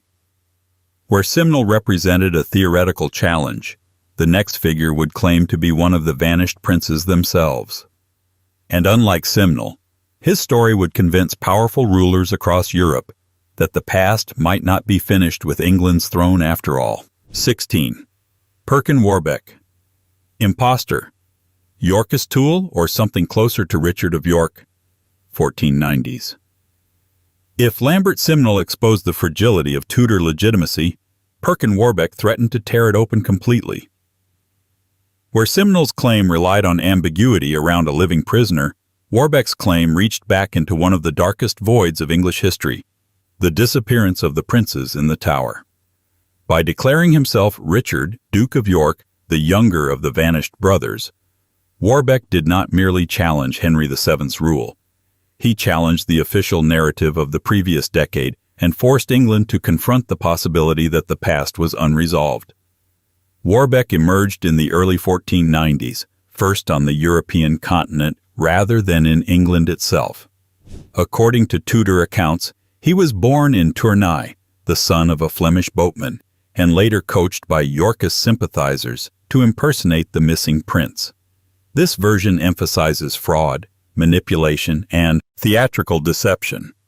Yet, as with Simnel, the simplicity of the official story sits uneasily beside the scale of the response Warbeck provoked. Unlike Simnel, Warbeck was not treated as a joke. He was received at foreign courts with seriousness. Margaret of Burgundy, sister of Edward IV and Richard III, acknowledged him as her nephew. The rulers of France, the Holy Roman Empire, and Scotland engaged with him diplomatically, sometimes openly supporting his cause. These were not naive actors. They were seasoned monarchs and statesmen who understood dynastic politics intimately. Their willingness to treat Warbeck as a legitimate claimant demands explanation. One possibility is cynical opportunism. Supporting Warbeck allowed foreign powers to pressure Henry VII without committing to outright war. Even if Warbeck were an impostor, his usefulness lay in the disruption he caused. From this perspective, belief in his identity was secondary to strategic advantage, yet this explanation does not fully account for the persistence of Warbeck's support. He maintained his claim for nearly a decade, surviving multiple setbacks and shifting alliances. He led invasions, inspired conspiracies within England, and remained a focal point for Yorkist hope long after Simnel's rebellion had collapsed. If he were transparently fraudulent, sustaining such momentum would have been difficult. The core of Warbeck's claim lay in the unresolved fate of the princes in the Tower. No bodies had been produced. No definitive account of their deaths existed. Silence had become policy. In that silence, plausibility grew. Warbeck did not need to prove he was Richard of York beyond all doubt. He needed only to exploit the fact that no one could prove he was not. Descriptions of Warbeck from contemporaries vary. Some noted a resemblance to Edward IV. Others commented on his manners, education, and ability to conduct himself as royalty. These observations are subjective and potentially influenced by expectation, but they fed the sense that Warbeck was more than a crude impostor. At minimum, he was convincingly trained. At maximum, he tapped into something England had never fully resolved. Henry VII's response reveals how seriously the threat was taken. The king devoted enormous resources to countering Warbeck: diplomatic pressure, intelligence networks, surveillance, and propaganda. He extracted confessions, publicized recantations, and staged humiliations designed to strip Warbeck of credibility. This was not the behavior of a ruler dismissing a charlatan. It was the behavior of a ruler determined to control a dangerous narrative. Eventually, Warbeck was captured and forced to confess that he was not the Duke of York. His confession has often been cited as definitive proof of imposture. Yet confessions obtained under royal authority must be treated cautiously. The conditions under which Warbeck confessed were not neutral. His survival depended on compliance, and the content of the confession aligned perfectly with Tudor interests. After an attempted escape and renewed suspicion, Warbeck was executed in 1499. With his death, the immediate challenge ended, but the questions did not. Modern historians overwhelmingly conclude that Warbeck was not Richard of York. The logistical obstacles to a prince surviving undetected for years are significant. There is no independent documentation of his birth matching royal lineage, and the weight of evidence supports the view that he was constructed as a claimant rather than born one. Yet not Richard of York does not resolve everything. The more interesting question is why Warbeck's claim worked as well as it did. The answer lies not in his identity alone, but in the historical environment that made his story viable. England in the 1490s was haunted by disappearance, secrecy, and manipulated legitimacy. Children had vanished. Kings had died quietly in confinement. Executions had been hidden behind closed doors. Parliament had rewritten bloodlines. In such a world, identity was no longer stable. It could be asserted, denied, and reshaped by power. Warbeck exploited that instability expertly, whether by design or by direction. His claim forced Henry VII to confront the legacy of Richard III and the unresolved mystery of the Tower. It also forced the Tudors to professionalize state control in unprecedented ways. Surveillance expanded. Diplomacy hardened. Narrative management became central to governance. In that sense, Warbeck's greatest impact was structural. He taught the Tudor state that legitimacy could not rely solely on victory. It had to be enforced, repeated, and defended against alternative histories. The past became something to be managed as carefully as the present. The mystery of Perkin Warbeck, then, is not simply who he was. It is why his claim resonated, why it frightened kings, why it endured, and why, even after his confession and death, The idea that one of the princes in the tower might have survived never fully disappeared. That idea would resurface again and again, not always attached to claimants, but embedded in English suspicion of royal secrecy. And as the monarchy moved into the modern era, the challenges it faced would shift from medieval pretenders to scandals rooted in evidence, rumor, and institutional silence. One such scandal, emerging centuries later in Victorian England, would raise a new and unsettling question, not about vanished princes, but about how far royal protection could extend when reputation itself was at stake. 17. The Cleveland Street Question. How deep did royal involvement go? Late 1880s. By the late 19th century, the English monarchy had entered an era that outwardly promised transparency, restraint, and constitutional maturity. Yet the Cleveland Street Scandal of 1889 to 1890 revealed how fragile that promise could be when reputation, class, and power collided. Unlike medieval mysteries rooted in vanished bodies or silent castles, this episode unfolded amid newspapers, police files, and modern bureaucracy. And yet, despite the abundance of paper, the most sensitive question has never been conclusively answered. How close did the scandal come to the royal family itself? And how much was deliberately kept out of view? The basic facts are not in dispute. In 1889, authorities uncovered a male brothel operating at 19 Cleveland Street in London. The establishment catered primarily to wealthy and well-connected clients. Its exposure led to arrests, investigations, and widespread anxiety within elite circles. What transformed a criminal case into a royal mystery was not the offense itself, but the names rumored to be connected to it, and the extraordinary measures taken to control the fallout. From the beginning, the handling of the case was uneven. Some individuals were prosecuted quickly and publicly. Others were quietly warned, allowed to leave the country, or shielded from legal consequence. Police files were incomplete. Testimony was fragmented. The press, initially cautious, later became more aggressive as whispers of high-level protection circulated. At the center of those whispers stood Prince Albert Victor, Duke of Clarence and Avondale, the eldest son of the Prince of Wales and second in line to the throne. His name was never formally charged, never tested in court, and never conclusively proven to be involved. Yet it appeared repeatedly in private correspondence, diplomatic exchanges, and later memoirs as someone whose proximity to the scandal caused alarm within the establishment. The difficulty lies in separating evidence from implication. There is no surviving document that directly places Albert Victor at Cleveland Street. No sworn testimony confirms his presence. No court record names him.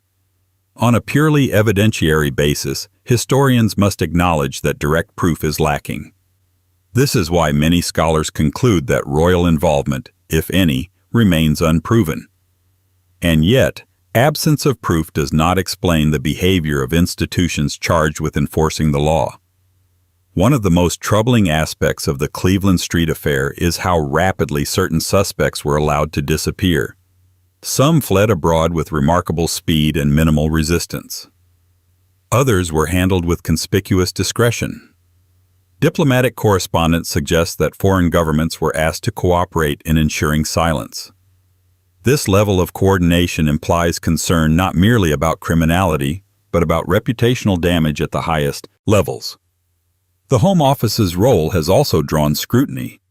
Internal disagreements emerged over how aggressively the case should be pursued. Officials worried openly about the consequences of proceeding too far.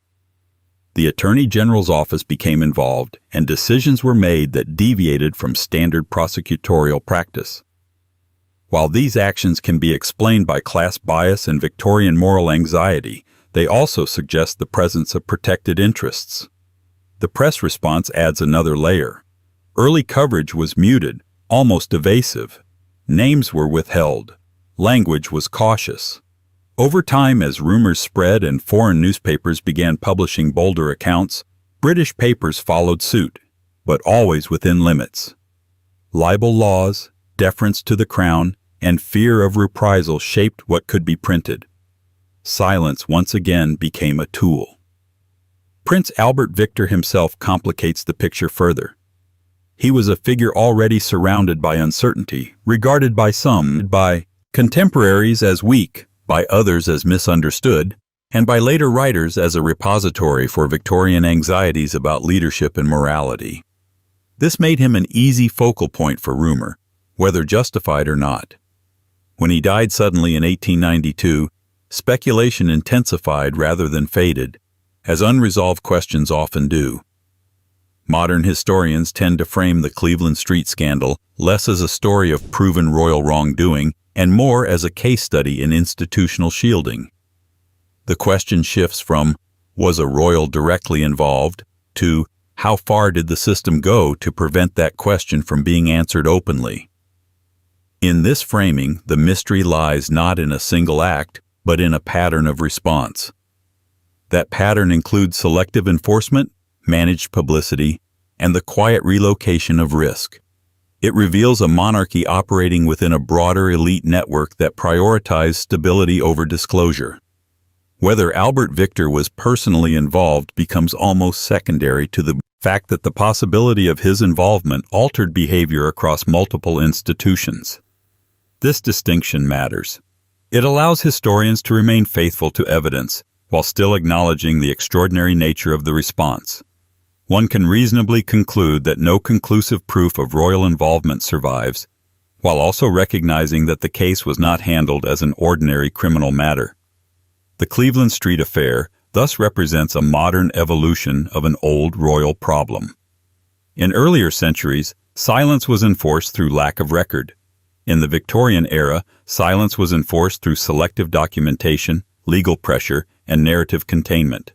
The mechanisms changed, but the objective remained the same: protect the crown from destabilizing scrutiny. Long-term, the scandal influenced how the monarchy interacted with the press and the state. It reinforced the importance of discretion, coordination, and rapid crisis management. It also demonstrated that even in an age of reform and accountability, certain questions could still be quietly set aside.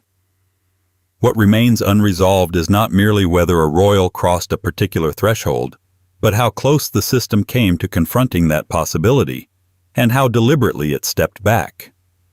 The files that might have clarified matters are incomplete. Memories are shaped by loyalty and fear, and the surviving record tells us as much about what was avoided as about what was pursued.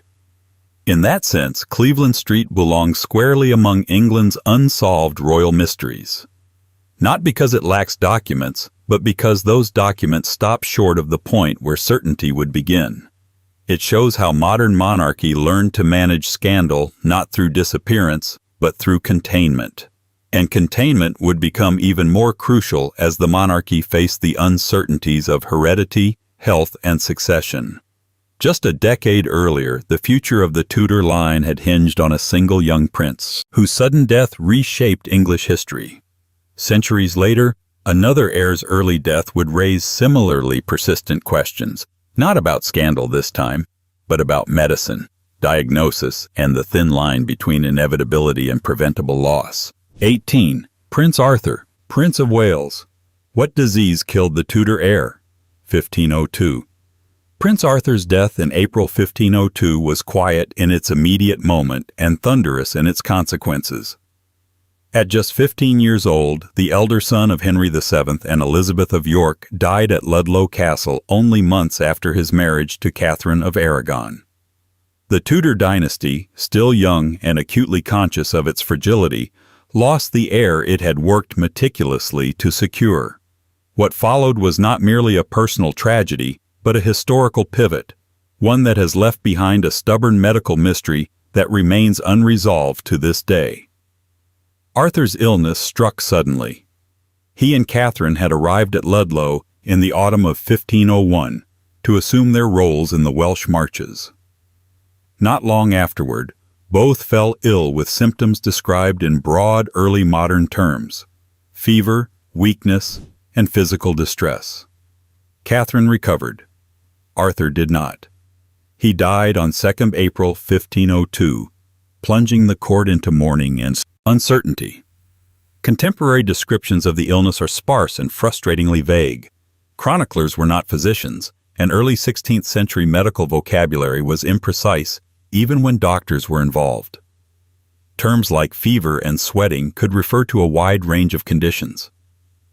What is clear is that Arthur's illness progressed rapidly and proved fatal within days. Almost immediately, speculation began.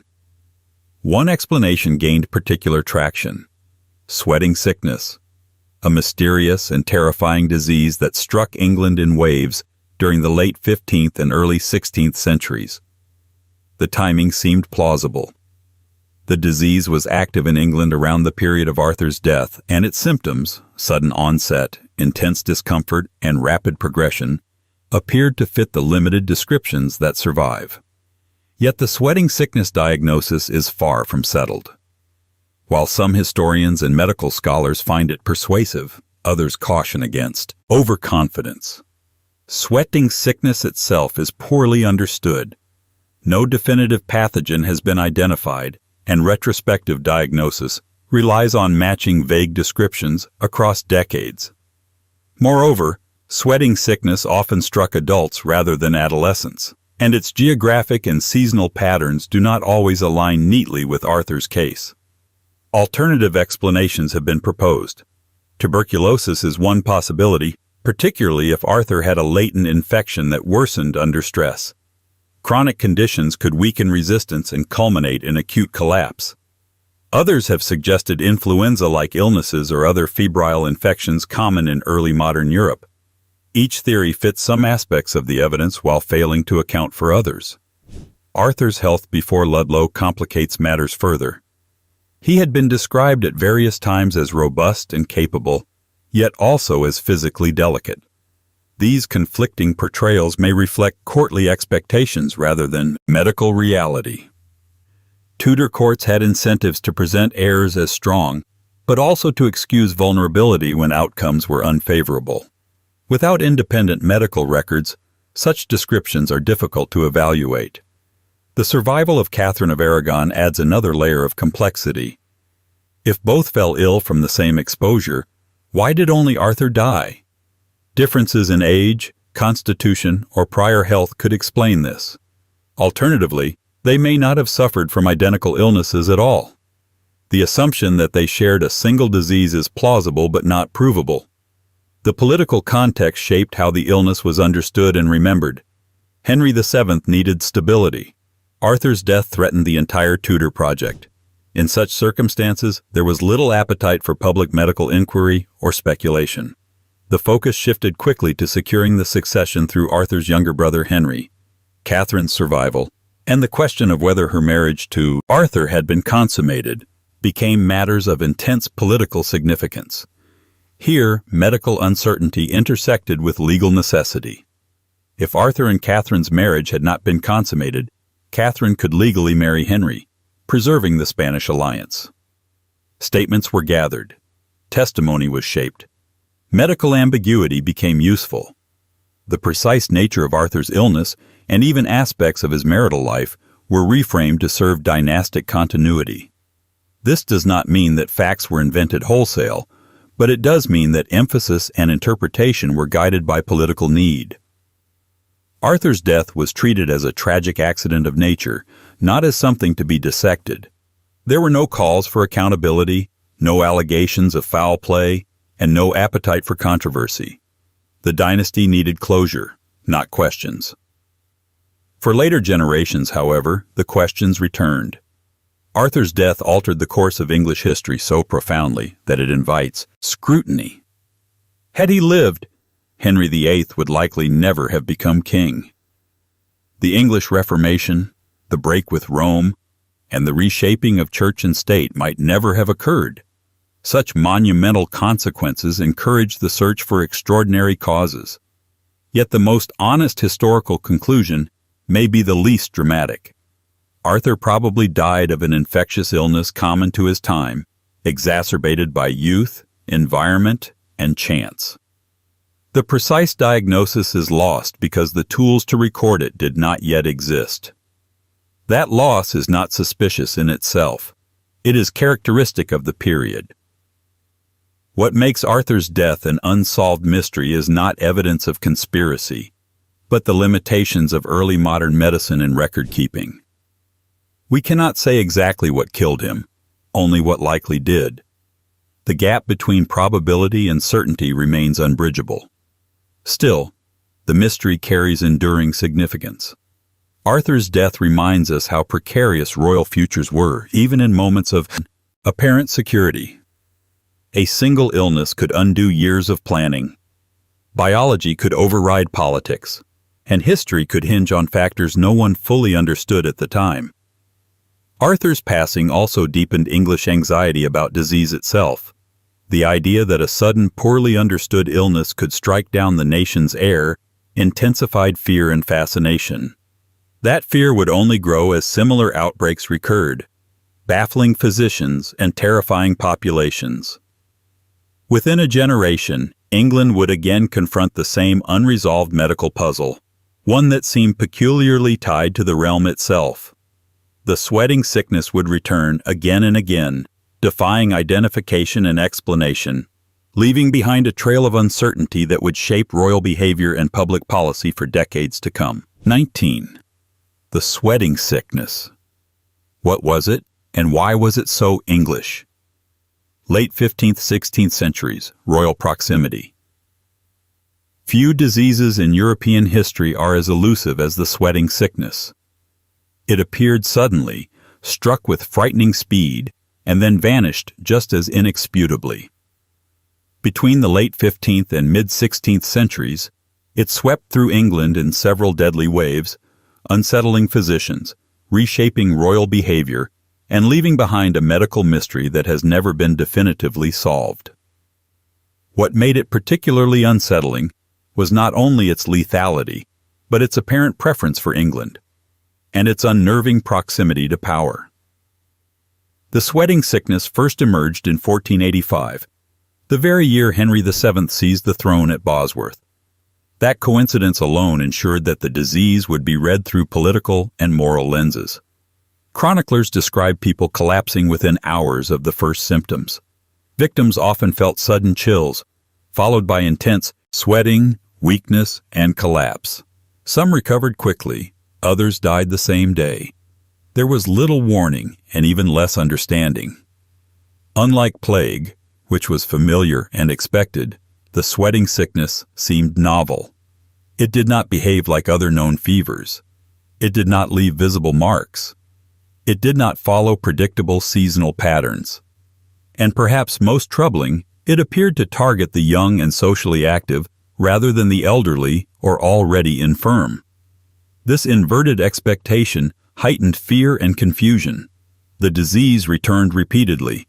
Major outbreaks occurred in 1485, 1508, 1517, 1528, and 1551. Each wave followed a similar pattern: sudden onset, rapid spread, and abrupt disappearance. Between outbreaks, the disease seemed to vanish entirely, leaving physicians with no opportunity to study it systematically. By the time medical observation improved, the sweating sickness was gone. Royal proximity intensified its significance.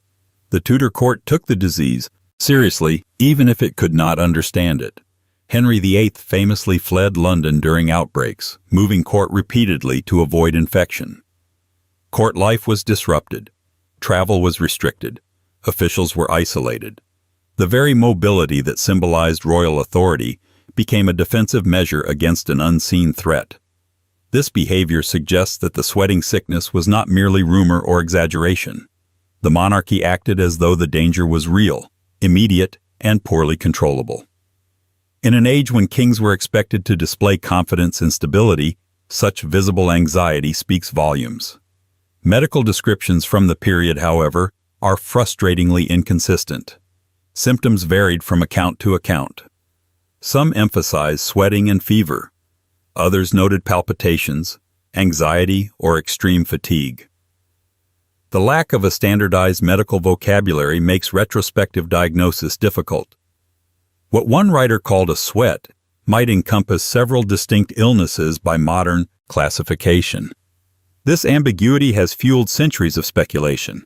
Scholars have proposed numerous theories: influenza variants, typhoid-like infections, relapsing fevers, anthrax exposure, and more recently, hantavirus-related illnesses. Each theory explains some features while failing to explain others. Influenza spreads too broadly and predictably. Typhoid usually follows contaminated water sources. Anthrax exposure does not fit the recurrence pattern. Hantavirus hypotheses, while intriguing, remain unproven. One of the most puzzling aspects is geography. While the sweating sickness occasionally appeared on the continent, most notably during the outbreak of 1528, it was overwhelmingly concentrated in England. This led contemporaries to describe it as a distinctly English disease. Foreign observers remarked on its strange selectivity, and English writers internalized the idea that the illness belonged to the realm itself. Why England? Several explanations have been suggested. Climate differences may have played a role. England's damp conditions could have supported certain pathogens or vectors not prevalent elsewhere. Changes in land use after the Black Death, including shifts in agriculture and rodent populations, may also have contributed. Yet these are broad structural factors, not precise causes. Another possibility lies in population movement. Late medieval England experienced significant internal travel due to court mobility, trade, and military activity. Such movement could facilitate rapid spread among specific social groups, particularly elites who moved frequently and congregated in close quarters. This would help explain why the disease appeared to strike higher status individuals disproportionately, at least in recorded sources. The social impact of the sweating sickness was profound. Fear altered behavior. People avoided gatherings. Public life contracted. Religious explanations flourished, framing the disease as punishment or warning. Physicians offered conflicting advice, some urging warmth, others cautioning against it. The lack of consensus only deepened anxiety. Despite this, the disease never became institutionalized in the way plague did. There were no permanent boards of response, no long-term policies. Each outbreak was treated as a discrete crisis, managed reactively rather than systematically. This episodic response mirrors the disease's own behavior, appearing, devastating, and disappearing without warning. By 1551, after the final major outbreak, the sweating sickness vanished from the historical record. It did not evolve into a known disease under a new name. It did not leave a clear descendant. It simply stopped appearing. This disappearance is as mysterious as its arrival. Pathogens do not usually vanish without trace. When they do, it often indicates either a change in environment, host behavior, or pathogen evolution, none of which can be clearly identified here. For historians, the sweating sickness represents the limits of retrospective diagnosis. Without biological samples, without consistent clinical descriptions, and without continuity of observation, certainty is impossible. The disease sits at the intersection of medicine, environment, and culture, resisting reduction to a single cause. Its long-term significance lies less in what it was than in how it shaped behavior. The Tudor monarchy learned to fear invisible threats as much as visible enemies. Mobility became both a symbol of power and a tool of survival. Health became a political variable. The idea that the state could be destabilized by something no one understood entered the collective consciousness. The sweating sickness also reminds us that royal history is not shaped solely by decisions and battles. Biology intrudes unpredictably. Disease can redirect succession, alter alliances, and reshape institutions without intention or malice. In that sense, the sweating sickness belongs alongside royal deaths and disappearances as a force that operated outside human control, yet with enormous human consequence. And as England moved beyond the age of mysterious epidemics, the monarchy would face a different kind of biological uncertainty, one centered not on sudden illness, but on the body of a queen whose most intimate experiences became matters of state. When Mary I believed herself pregnant, twice, the question would not be contagion or chance, but what hidden condition lay behind hopes that reshaped an entire succession. 20. Mary I's phantom pregnancies. What was the underlying condition? 1554 to 1558. Mary I's reign was shaped as much by expectation as by reality. England's first queen regnant ruled in a political culture that still struggled to imagine female sovereignty without a male partner and heir. From the moment she ascended the throne in 1553, pressure mounted relentlessly. Mary was expected to marry, to conceive, and to secure the Catholic succession. Against that backdrop, her two supposed pregnancies, both announced with confidence and both ending in disappointment, became one of the most psychologically, medically, and politically charged mysteries in English royal history. The first pregnancy was declared in late 1554, shortly after Mary's marriage to Philip of Spain. Signs appeared convincing enough to persuade not only the Queen herself, but her court, her physicians, and much of Europe. Mary ceased menstruating. Her abdomen enlarged. She experienced symptoms consistent with pregnancy by the standards of the time. Official preparations began for the birth of an heir. A regency was discussed. Diplomatic calculations shifted in anticipation of a Catholic successor. Months passed. The expected delivery date came and went. Explanations were offered. Doctors revised their calculations. The court waited.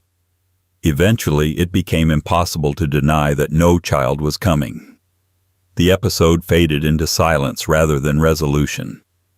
No formal explanation was issued. No diagnosis was recorded. A few years later, the pattern repeated. In 1557 to 1558, Mary again believed herself pregnant. Once more, anticipation rose. Once more, it ended without a birth. This repetition is crucial. A single false pregnancy might be dismissed as misinterpretation. 2. Invite deeper scrutiny.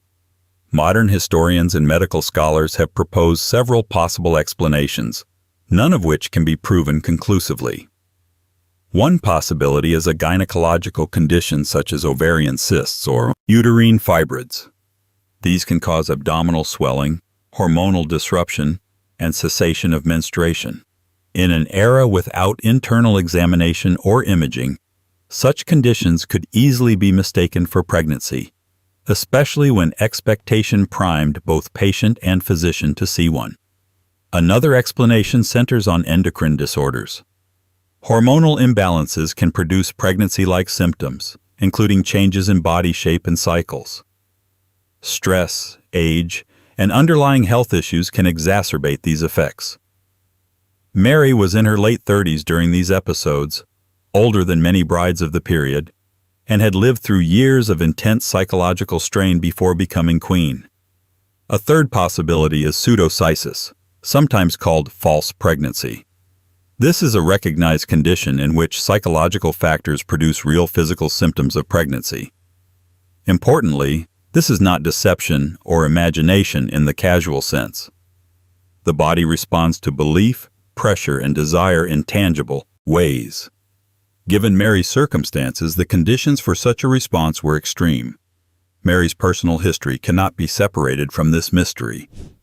She had endured a turbulent childhood marked by parental conflict, enforced separation from her mother, and prolonged uncertainty about her own legitimacy.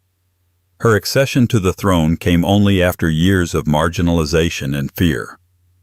Once queen, she faced the burden of restoring Catholicism and securing a dynasty under constant scrutiny. The pressure to produce an heir was not abstract. Without one, Mary's Protestant half-sister Elizabeth stood next in line. Every month without pregnancy was a political liability. Every sign of fertility was seized upon with hope. In such an environment, interpretation easily overtook caution. The role of Mary's physicians adds another layer of complexity. Early modern medicine lacked reliable diagnostic tools for pregnancy. Doctors relied on external signs, patient testimony, and humoral theory. They were also operating within a court hierarchy where contradicting the queen, or the political need for an heir, carried risks. Certainty was often declared where doubt should have prevailed. Foreign observers watched closely. Ambassadors reported developments with urgency. European courts adjusted their strategies based on the assumption that a Catholic heir was imminent. When no child appeared, confusion spread. Yet even then, explanations were muted. To openly acknowledge error would undermine confidence in the Queen's body, and by extension, her authority. This is what makes Mary's phantom pregnancies more than a medical puzzle. They became a mechanism of state. Belief shaped policy. Expectation altered governance. The absence of resolution was managed through silence rather than inquiry. Importantly, there is no credible evidence that Mary knowingly deceived anyone. Contemporary accounts suggest she genuinely believed herself pregnant. Her behavior during both episodes aligns with sincere expectation rather than performance. The tragedy lies not in dishonesty but in the collision between human biology and dynastic necessity. The aftermath of the second false pregnancy was devastating. Mary's health declined. Her political position weakened. Hopes of a Catholic succession faded. When she died in 1558, childless, Elizabeth succeeded her with relatively little resistance. In retrospect, Mary's pregnancies appear as the last, desperate hinge on which an alternative future might have turned. Modern scholarship tends to favor a combination of physiological and psychological explanations rather than a single cause. A gynecological condition could explain physical symptoms. Hormonal disruption could explain recurrence. Psychological pressure could amplify both. None of these explanations exclude the others. Together they form a plausible framework, even if they cannot be confirmed. What remains unresolved is the precise diagnosis, and whether such a diagnosis could ever have been reached, even with modern tools. No remains-based examination can clarify internal conditions. No detailed clinical records survive. What we have are descriptions filtered through political urgency and limited medical understanding. Mary's phantom pregnancies illustrate a recurring theme in royal history: the body of the monarch as a public asset. Illness, fertility, and physical change were never private. They were interpreted, reported, and weaponized. In Mary's case, uncertainty about her body translated directly into uncertainty about England's future. The long-term significance of this mystery extends beyond Mary herself. It reinforced anxiety about female rule in a patriarchal system. It shaped Elizabeth I's determination to remain unmarried. And it demonstrated how deeply politics could intrude into the most intimate aspects of royal life. Mary's pregnancies were not simply false alarms. They were moments when history paused, waiting for a body to deliver a future it ultimately could not. That pause, filled with expectation and confusion, reveals the limits of power in the face of biology, and how those limits were managed through hope, silence, and belief rather than certainty. And as Mary's reign ended without an heir, England once again faced a succession shaped by contested legitimacy and hurried decisions. The next crisis would not center on a queen's body, but on a dying boy king whose final wishes threatened to rewrite the rules of inheritance altogether, raising a question not of health, but of coercion, conviction, and the blurred line between the two. 21. The Lost Princes of 1553. Did Edward VI's succession plan reflect coercion, conviction, or both? In the summer of 1553, England confronted a constitutional and moral puzzle that has never been fully untangled. Edward VI, the teenage son of Henry VIII, lay dying. He had no children, no brothers, and a succession defined by statute as well as by his father's will. And yet, in his final weeks, Edward endorsed a radical plan that attempted to bypass both of his half-sisters, Mary and Elizabeth, in favor of a Protestant alternative. The question that has divided historians ever since is not simply what Edward did, but why he did it. Was the succession plan an expression of the young king's own religious conviction? Or was it the product of intense pressure from powerful adults who stood to gain from its outcome? The legal framework seemed clear. Henry VIII's Third Succession Act and Edward's own earlier assent had restored Mary and Elizabeth to the line of succession, despite lingering questions about legitimacy. Mary, though Catholic, was the next heir by law. Elizabeth followed. For Edward to alter that order required justification that went beyond personal preference. Yet alter it he did, or at least attempted to. Edward's devise for the succession began cautiously. Early drafts proposed passing the crown to male heirs descended from Henry VIII's younger sister, Mary Tudor. When it became apparent that no such male heirs existed, the plan evolved to include female candidates, specifically Lady Jane Grey and her sisters. This evolution is critical. It suggests a process rather than a single decision, shaped by circumstance, urgency, and advice. Edward's own writings reveal a boy intensely committed to Protestant reform. He viewed Mary's Catholicism not as a private belief, but as a threat to the religious settlement he believed England required.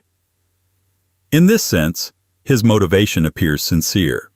He did not see the succession merely as a matter of blood, but as a safeguard for the realm's spiritual future. To Edward, allowing Mary to inherit risked undoing everything his reign had stood for. Yet sincerity does not exclude influence. Edward was surrounded by powerful figures, most notably John Dudley, Duke of Northumberland. Northumberland had much to lose if Mary succeeded. His political survival, and possibly his life, depended on preventing a Catholic restoration. His son's marriage to Jane Grey further entangled personal interest with national policy. The overlap between Edward's stated convictions and Northumberland's ambitions makes disentanglement difficult. The mechanics of the devise also raise questions. Edward was gravely ill while revising and finalizing the document. Although he wrote portions in his own hand, the legal language required expert drafting. Counselors, lawyers, and courtiers were involved. The presence of adult authority figures does not prove coercion, but it complicates claims of independent action. In a court accustomed to obedience, the line between guidance and pressure could be thin. What followed Edward's death intensified suspicion. Jane Grey was proclaimed queen, but support was fragile. Many who had signed the devise did so hesitantly, and some later claimed they had acted under duress. When Mary asserted her claim, support rallied to her with remarkable speed. Within days, the succession plan collapsed. Northumberland was arrested, and Jane was imprisoned. These events have shaped retrospective interpretation. Because the plan failed so completely, it is tempting to see it as artificial and imposed. But failure does not necessarily imply insincerity. Edward's religious convictions were genuine, and the device aligns with them in broad terms. What remains unclear is how much agency he retained as his health declined. The language of the device itself reflects tension. It invokes both divine duty and legal reasoning. It frames exclusion not as punishment, but as necessity. This suggests an attempt to reconcile conscience with authority, to make an extraordinary decision appear orderly and principled. Whether this reconciliation was Edward's own or crafted on his behalf is impossible to determine with certainty. Mary's subsequent handling of the crisis further complicates interpretation. She did not pursue Edward's memory as that of a manipulated child. Instead, she treated his actions as misguided but sincere. This approach allowed her to assert legitimacy without delegitimizing her brother's reign. It also avoided the implication that England had been ruled by conspirators rather than by a lawful king. Modern historians tend to reject simple binaries. The most persuasive interpretations see Edward's succession plan as the product of both conviction and pressure. He believed what he believed. He was also young, ill, and embedded in a political environment where adult interests aligned closely with his own fears. The device was not imposed against his will, but neither was it formed in isolation. What remains unresolved is the degree of balance between these forces. Did Edward initiate the plan and receive support? Or was he guided toward a conclusion that others were eager to reach? The sources allow for both readings, and no document decisively tips the scale. The episode's long-term significance lies in what it reveals about Tudor governance. It shows how fragile statutory settlement could be when confronted by conscience and power. It also illustrates how royal intention, even when sincere, could be reshaped by circumstance into something legally and politically unstable. Edward's death ended the immediate crisis, but it left behind a cautionary legacy. Succession, it demonstrated, could be manipulated, but not controlled. Attempts to engineer the future could collapse under the weight of public acceptance and legal tradition. The lost princes of 1553 were not children vanished into silence, but rightful heirs nearly erased by a document born of urgency and fear. And as England moved forward under Mary, the monarchy would soon face another devastating loss, this time not of legitimacy, but of promise. A charismatic young heir, widely admired and closely watched, would fall ill and die with shocking speed in 1612. His death would spark rumors of poison, questions of medical competence, and renewed anxiety about the fragility of royal futures, opening yet another chapter in England's long history of unanswered royal endings. 22. The Princes of the Stuart Future. What killed Henry, Prince of Wales? 1612. When Henry, Prince of Wales, died in November 1612, England lost more than an heir. It lost a future that many believed had already taken shape.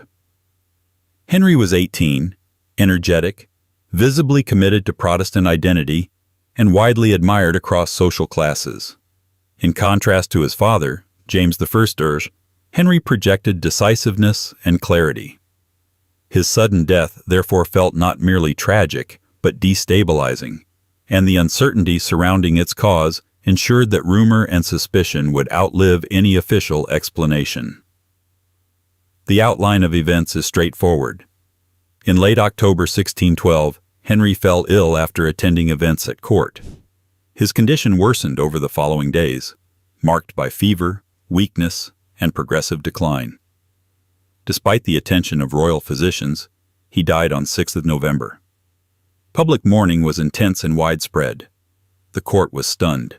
The nation, already anxious about succession, after decades of religious tension, struggled to comprehend how a young, seemingly healthy prince could be gone so quickly. Almost immediately, speculation began. The official position attributed Henry's death to natural illness. Contemporary medical notes and later retrospective analyses have often pointed to typhoid fever or a similar enteric infection. This explanation fits many features of the case. Typhoid was present in early modern Europe, spread through contaminated food or water, and capable of producing the symptoms described. It could strike the young and physically robust, and its progression could be rapid. Yet the diagnosis was never definitive. Early 17th century medicine lacked the tools to distinguish reliably between different febrile diseases. Physicians described symptoms rather than causes, and those descriptions were filtered through humoral theory rather than empirical pathology. As a result, even the best contemporary observations leave room for interpretation. That interpretive gap became fertile ground for rumor. Poisoning theories circulated quickly, fueled by political context rather than evidence. Henry was a symbol of Protestant hope at a time when England's religious direction remained contested. His death benefited no single individual cleanly, but it altered the balance of expectation at court. His younger brother Charles, less charismatic and less assured, became heir apparent. For some observers, the contrast invited suspicion. Foreign ambassadors reported whispers of foul play.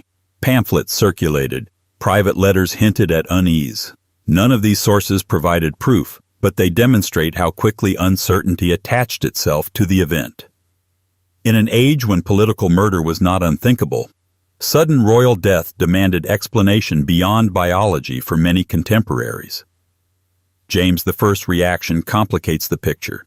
He was visibly devastated by Henry's death and took pains to honor his son publicly. At the same time, he moved quickly to stabilize succession and suppress speculation. This dual response, grief combined with control, was pragmatic. Rumors of poisoning threatened not only personal memory, but political order. Allowing them to flourish would undermine confidence in the dynasty. The physicians involved in Henry's care also came under scrutiny. Some critics accused them of incompetence. Others suggested that treatments may have worsened his condition. Early modern medicine was aggressive by modern standards, and interventions could strain an already weakened body. But again, evidence is insufficient to move beyond possibility. Treatment records exist, but they do not provide a clear causal chain. Modern medical historians who have revisited the case tend to favor typhoid fever or a related infection. Detailed symptom analysis, when matched against known disease profiles, aligns more closely with infection than with poisoning. Importantly, there is no consistent evidence of toxins, no witness to deliberate administration, and no credible motive linked to a specific actor. Poisoning remains a rumor sustained by consequence rather than proof. Still, the rumor's persistence reveals something important. Henry's death exposed a fault line between expectation and reality. He had been imagined as a corrective to perceived weaknesses in Stuart kingship. When he died, the shock translated into mistrust. People looked for hidden causes because the loss felt too consequential to be random. The cultural response amplified this effect. Henry's funeral was elaborate and heavily symbolic, presenting him as a figure of unfulfilled promise. Sermons and commemorations emphasized what he might have become. This rhetoric did not encourage closure. It encouraged longing. In such an atmosphere, unanswered questions naturally multiplied. For Charles, who succeeded Henry as Prince of Wales, the shadow was long. Comparisons were inevitable and unfavorable. Expectations shifted and anxiety deepened. The sense that England had lost the right heir, whatever that meant, colored perceptions of the reign that followed. In this way, uncertainty about Henry's death fed into broader narratives about Stuart failure and missed opportunity. What remains unresolved is not the most likely cause of death, but the degree of certainty we can ever claim. Without biological samples, without standardized records, and without neutral observation, absolute diagnosis is impossible. Historians must work with probability, not proof.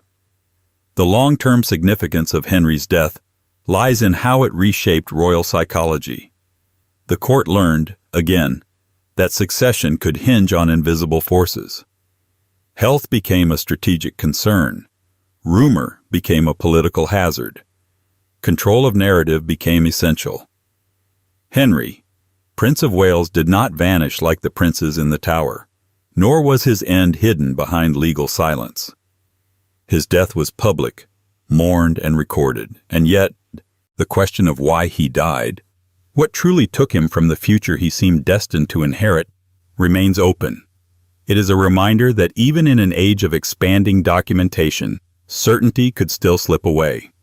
And as the Stuart monarchy absorbed that loss, it would soon confront another royal death marked by medical confusion and aggressive treatment, one that unfolded slowly and publicly, under the eyes of physicians whose efforts may have compounded the very crisis they sought to cure. 23.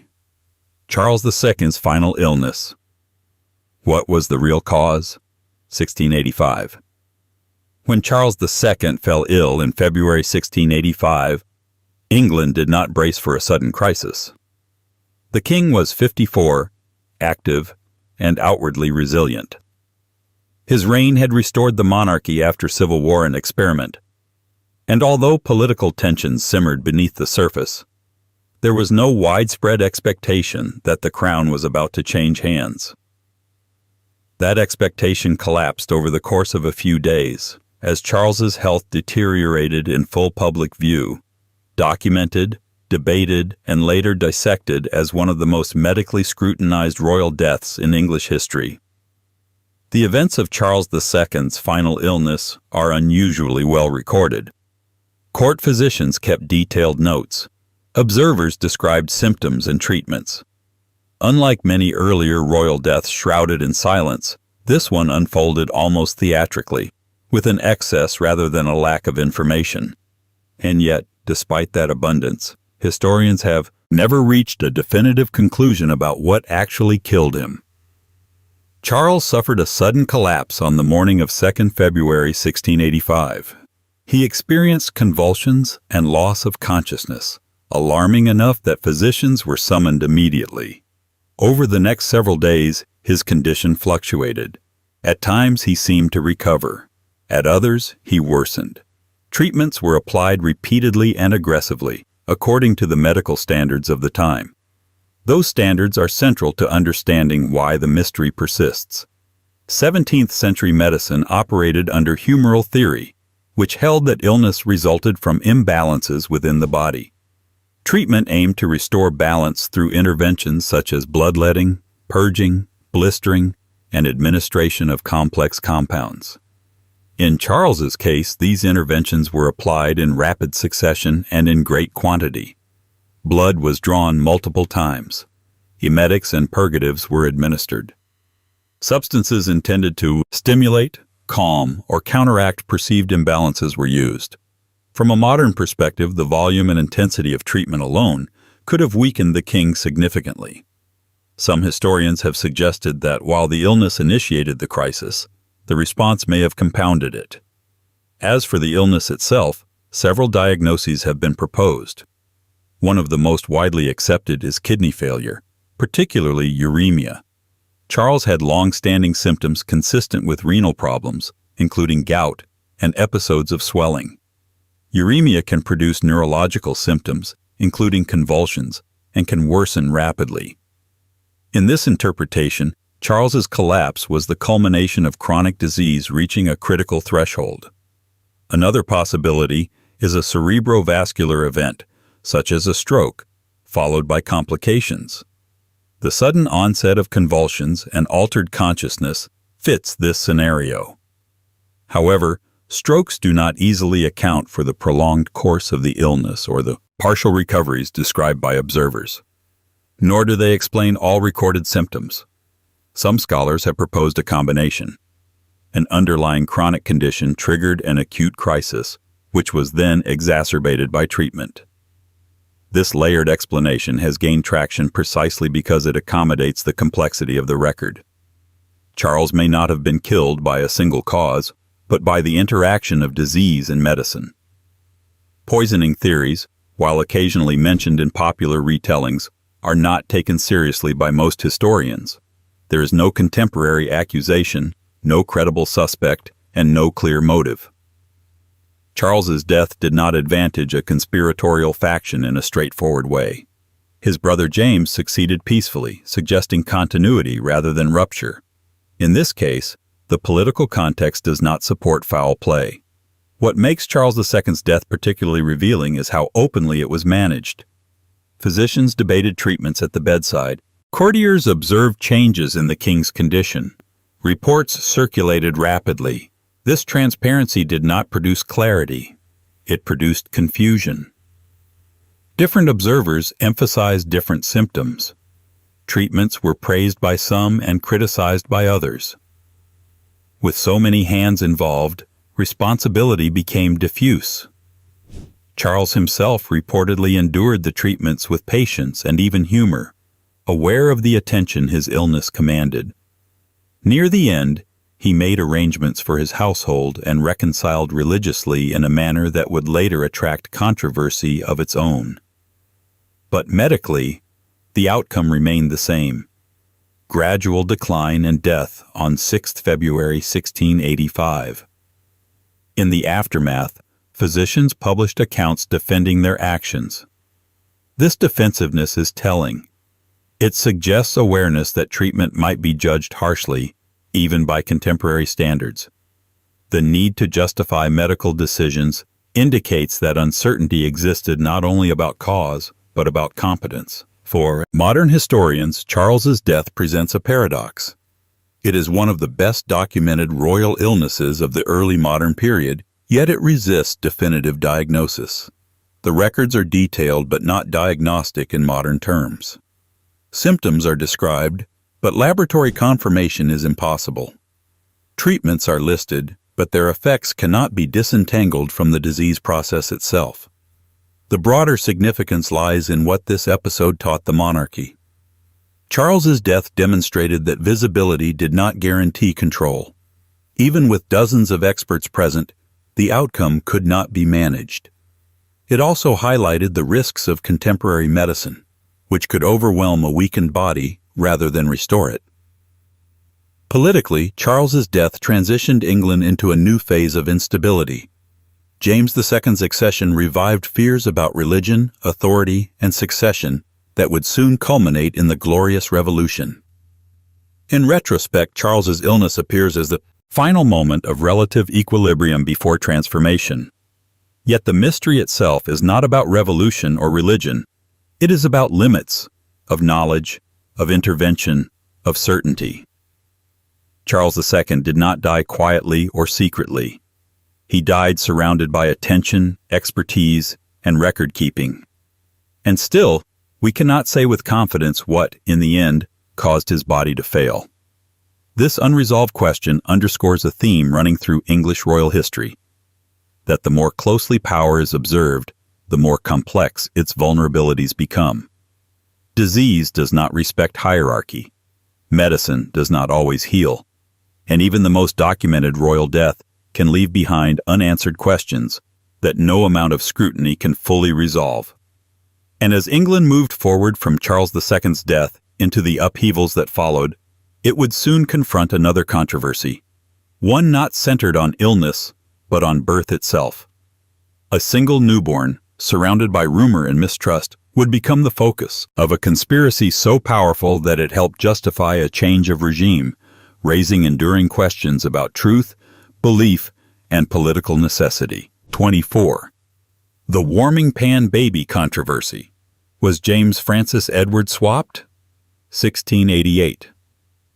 Few episodes in English history demonstrate the power of suspicion as vividly as the controversy surrounding the birth of James Francis Edward Stuart in 1688. Unlike many royal mysteries rooted in death, disappearance, or illness, this one revolved around a birth that unquestionably occurred. The child was real. The Queen gave birth. And yet, almost from the moment the infant was announced, a significant portion of the political nation rejected the event as illegitimate. The resulting controversy did not hinge on missing evidence so much as on contested trust. And that is precisely why it has never been fully resolved. James Francis Edward was born to King James II and his second wife, Mary of Modena, after years of childlessness and failed pregnancies. For much of James II's reign, the prospect of a Catholic succession had seemed remote.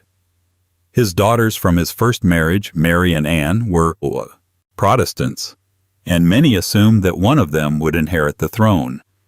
The birth of a healthy male Catholic heir upended that expectation overnight. The timing could not have been more politically explosive. James II's policies had already alarmed much of the political and religious establishment. His open Catholicism, perceived favoritism toward Catholic advisors, and attempts to relax restrictions on Catholics generated deep anxiety. The sudden appearance of a male Catholic heir transformed those anxieties into a perceived existential threat. Within days, rumors began circulating that the newborn prince was not the Queen's biological child. The most famous version of the allegation claimed that a substitute baby had been smuggled into the Queen's bedchamber in a warming pan, replacing a stillborn or non-existent infant. The image was vivid, portable, and devastating. It did not require proof to be effective. It required belief. James II attempted to counter the rumors with transparency. An unusually large number of witnesses had been present at the birth, including courtiers, nobles, and physicians. Depositions were collected, statements were published. From the king's perspective, the matter should have been settled. The birth had occurred in public precisely to prevent suspicion. Yet transparency did not produce acceptance. Critics argued that witnesses had been selected strategically, that intimidation or loyalty shaped testimony, and that the sheer volume of statements was itself suspicious. Every attempt to prove legitimacy was reframed as evidence of manipulation. This is where the controversy moves beyond factual dispute into epistemic conflict. The question was not whether evidence existed, but whether any evidence could be trusted. For James II's opponents, the king himself was the problem. If the monarch could not be trusted, then neither could the process he controlled. Foreign observers reacted cautiously. Some accepted the birth as legitimate. Others noted the political utility of doubt. Protestant powers had little incentive to defend the credibility of a Catholic heir whose existence threatened the balance of power. In such an environment, rumor acquired diplomatic value. The warming pan story spread rapidly because it solved multiple political problems at once. It delegitimized the heir without requiring rebellion against a reigning monarch. It framed opposition as defense of truth rather than ambition, and it transformed a biological event into a moral outrage. Whether anyone genuinely believed the story in its literal form mattered less than the fact that it functioned effectively. When William of Orange invaded later that year, the legitimacy of James Francis Edward was a central justification. The claim that the heir was fraudulent allowed opponents to argue that they were not overthrowing a lawful succession, but preventing an imposture. The controversy thus became a cornerstone of the Glorious Revolution. In the aftermath, the narrative hardened. Under the new regime, the warming pan story was repeated, refined, and institutionalized. Parliamentary declarations and official histories treated the birth as dubious. Over time, skepticism became orthodoxy in Britain, even as Jacobite supporters on the continent continued to recognize James Francis Edward as legitimate. Modern historians overwhelmingly agree that the warming pan allegation is false. There is no credible evidence that a substitution occurred. The logistics alone would have been extraordinarily difficult, requiring coordination among numerous witnesses without a single reliable defection. More importantly, there is no compelling motive for such an elaborate deception when simpler political strategies existed. Yet the persistence of the controversy illustrates something more enduring than the truth or falsity of a specific claim. It shows how legitimacy depends on trust, and how trust can collapse even in the presence of evidence. Once belief fractures, proof loses its force. The mystery of the warming pan baby is therefore not primarily medical or forensic. It is political and psychological. It asks how societies decide what to accept as real when authority itself is contested. James II's failure was not that he could not prove his son's legitimacy, but that he could not persuade his opponents to accept the proof. This distinction matters because it marks a shift in how royal mysteries function. Earlier controversies often arose from absence, missing bodies, unclear deaths, undocumented events. The warming pan controversy arose from abundance. Many witnesses, many statements, many records. The problem was not lack of information, but lack of confidence in the system producing it. James Francis Edward's later life reinforces this point. Raised abroad, recognized by foreign courts, and embraced by Jacobite supporters, he lived as a legitimate prince in one political universe and as a fraudulent pretender in another. His identity depended entirely on which narrative one accepted. The long-term consequences were profound. The warming pan controversy helped justify the exclusion of Catholics from the throne, reshaped constitutional principles, and embedded the idea that succession could be overridden by collective disbelief. It also set a precedent that legitimacy could be dismantled not by counter-evidence, but by sustained doubt. What remains unresolved is not whether the baby was real, but why the controversy worked so completely. Why did a story with no solid proof succeed in rewriting the line of succession? The answer lies in timing, fear, and the cumulative erosion of trust. James II had already alienated key constituencies. The birth did not create opposition, it crystallized it. In that sense, the warming pan baby stands apart from other royal mysteries.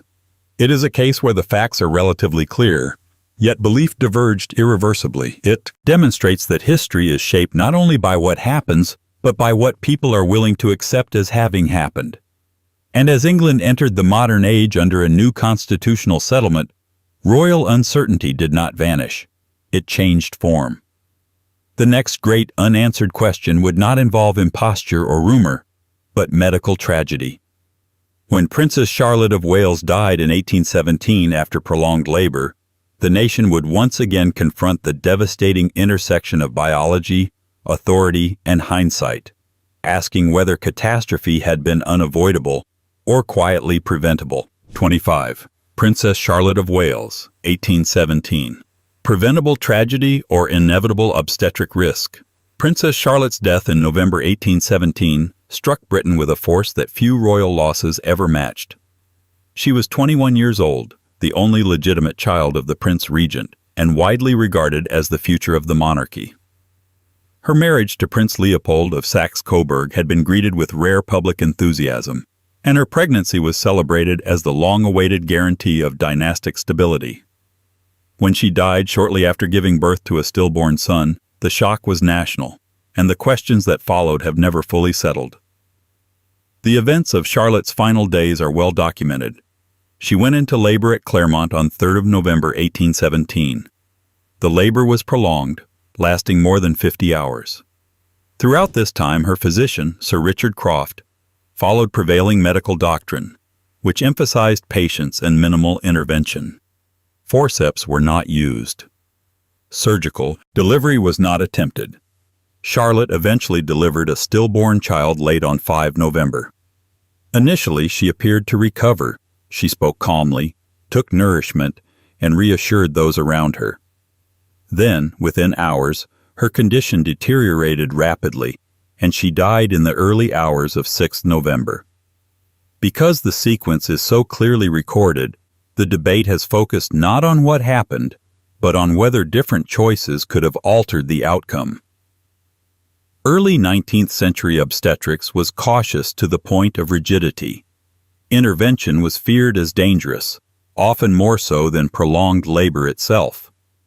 Physicians were trained to avoid instruments unless absolutely necessary, and even then, hesitation was common. Croft's approach reflected mainstream practice, not eccentric judgment.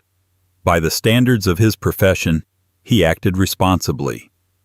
Yet those standards are precisely what later critics have questioned. Prolonged labor carries risks that were not fully understood at the time.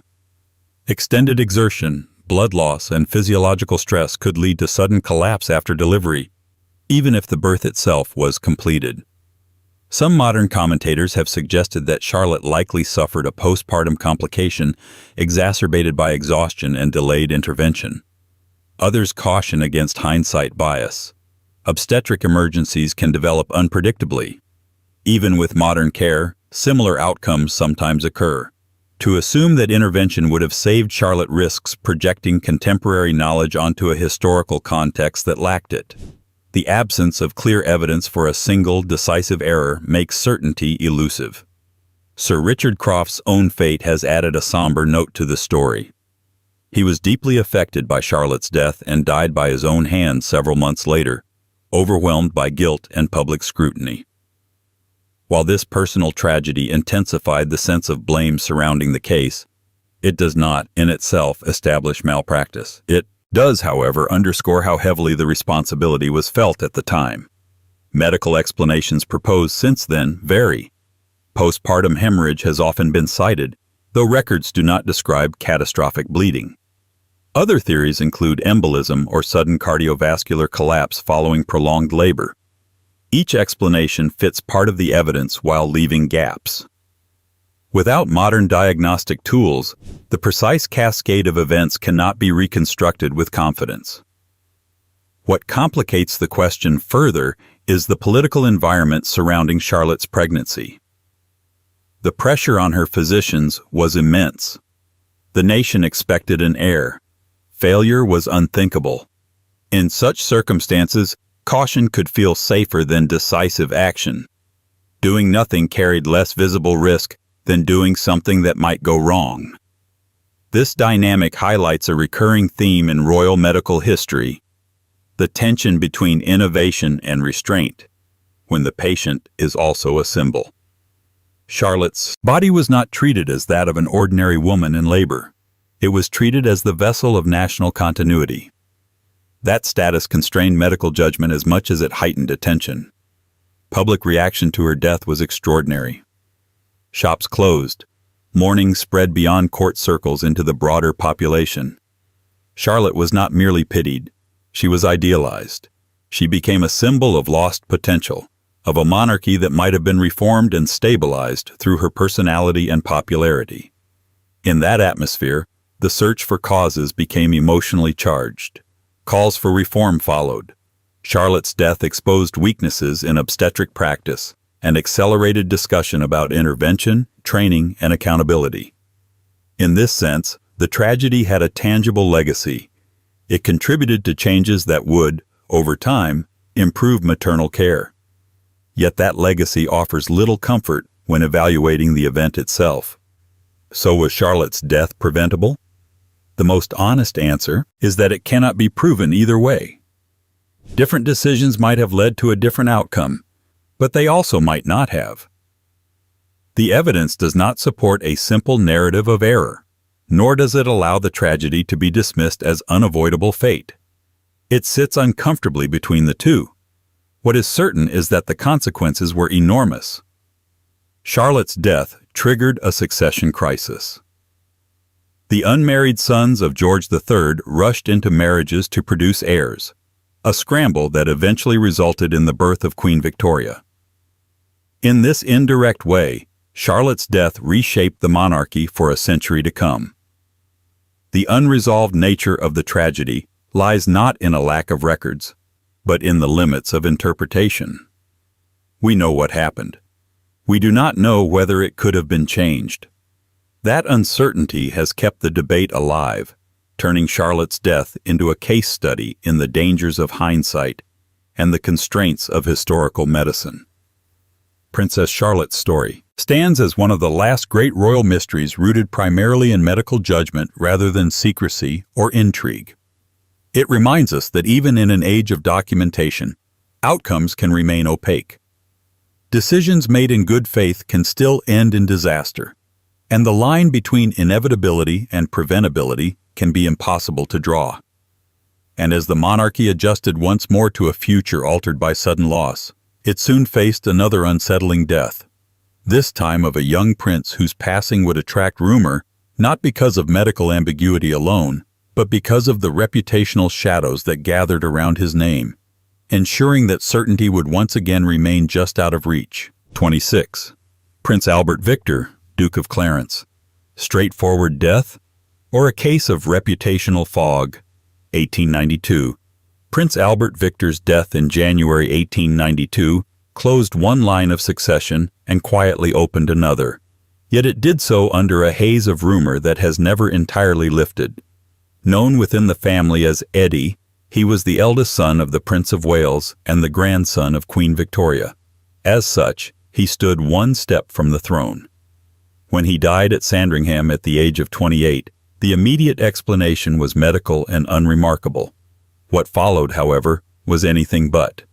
The official account states that Albert Victor died of pneumonia following an influenza-like illness during a widespread epidemic. This explanation fits the period. The late 19th century saw repeated waves of influenza across Europe, often complicated by secondary infections such as pneumonia. Young, otherwise healthy adults were not immune. The medical narrative was accepted by the royal household, recorded in Queen Victoria's journal, and reported in the press with due solemnity. Yet from the outset, Albert Victor's death attracted an unusual degree of speculation. not because the illness itself was mysterious, but because of the prince's reputation and the political consequences of his loss. With his death, the line of succession shifted decisively to his younger brother, George, who would later become George V. In retrospect, this transition appears almost providential to some observers, a perception that has encouraged later reinterpretation. Albert Victor had long been an awkward figure in public imagination. He was sometimes portrayed as intellectually limited, socially uncertain, or ill-suited to kingship.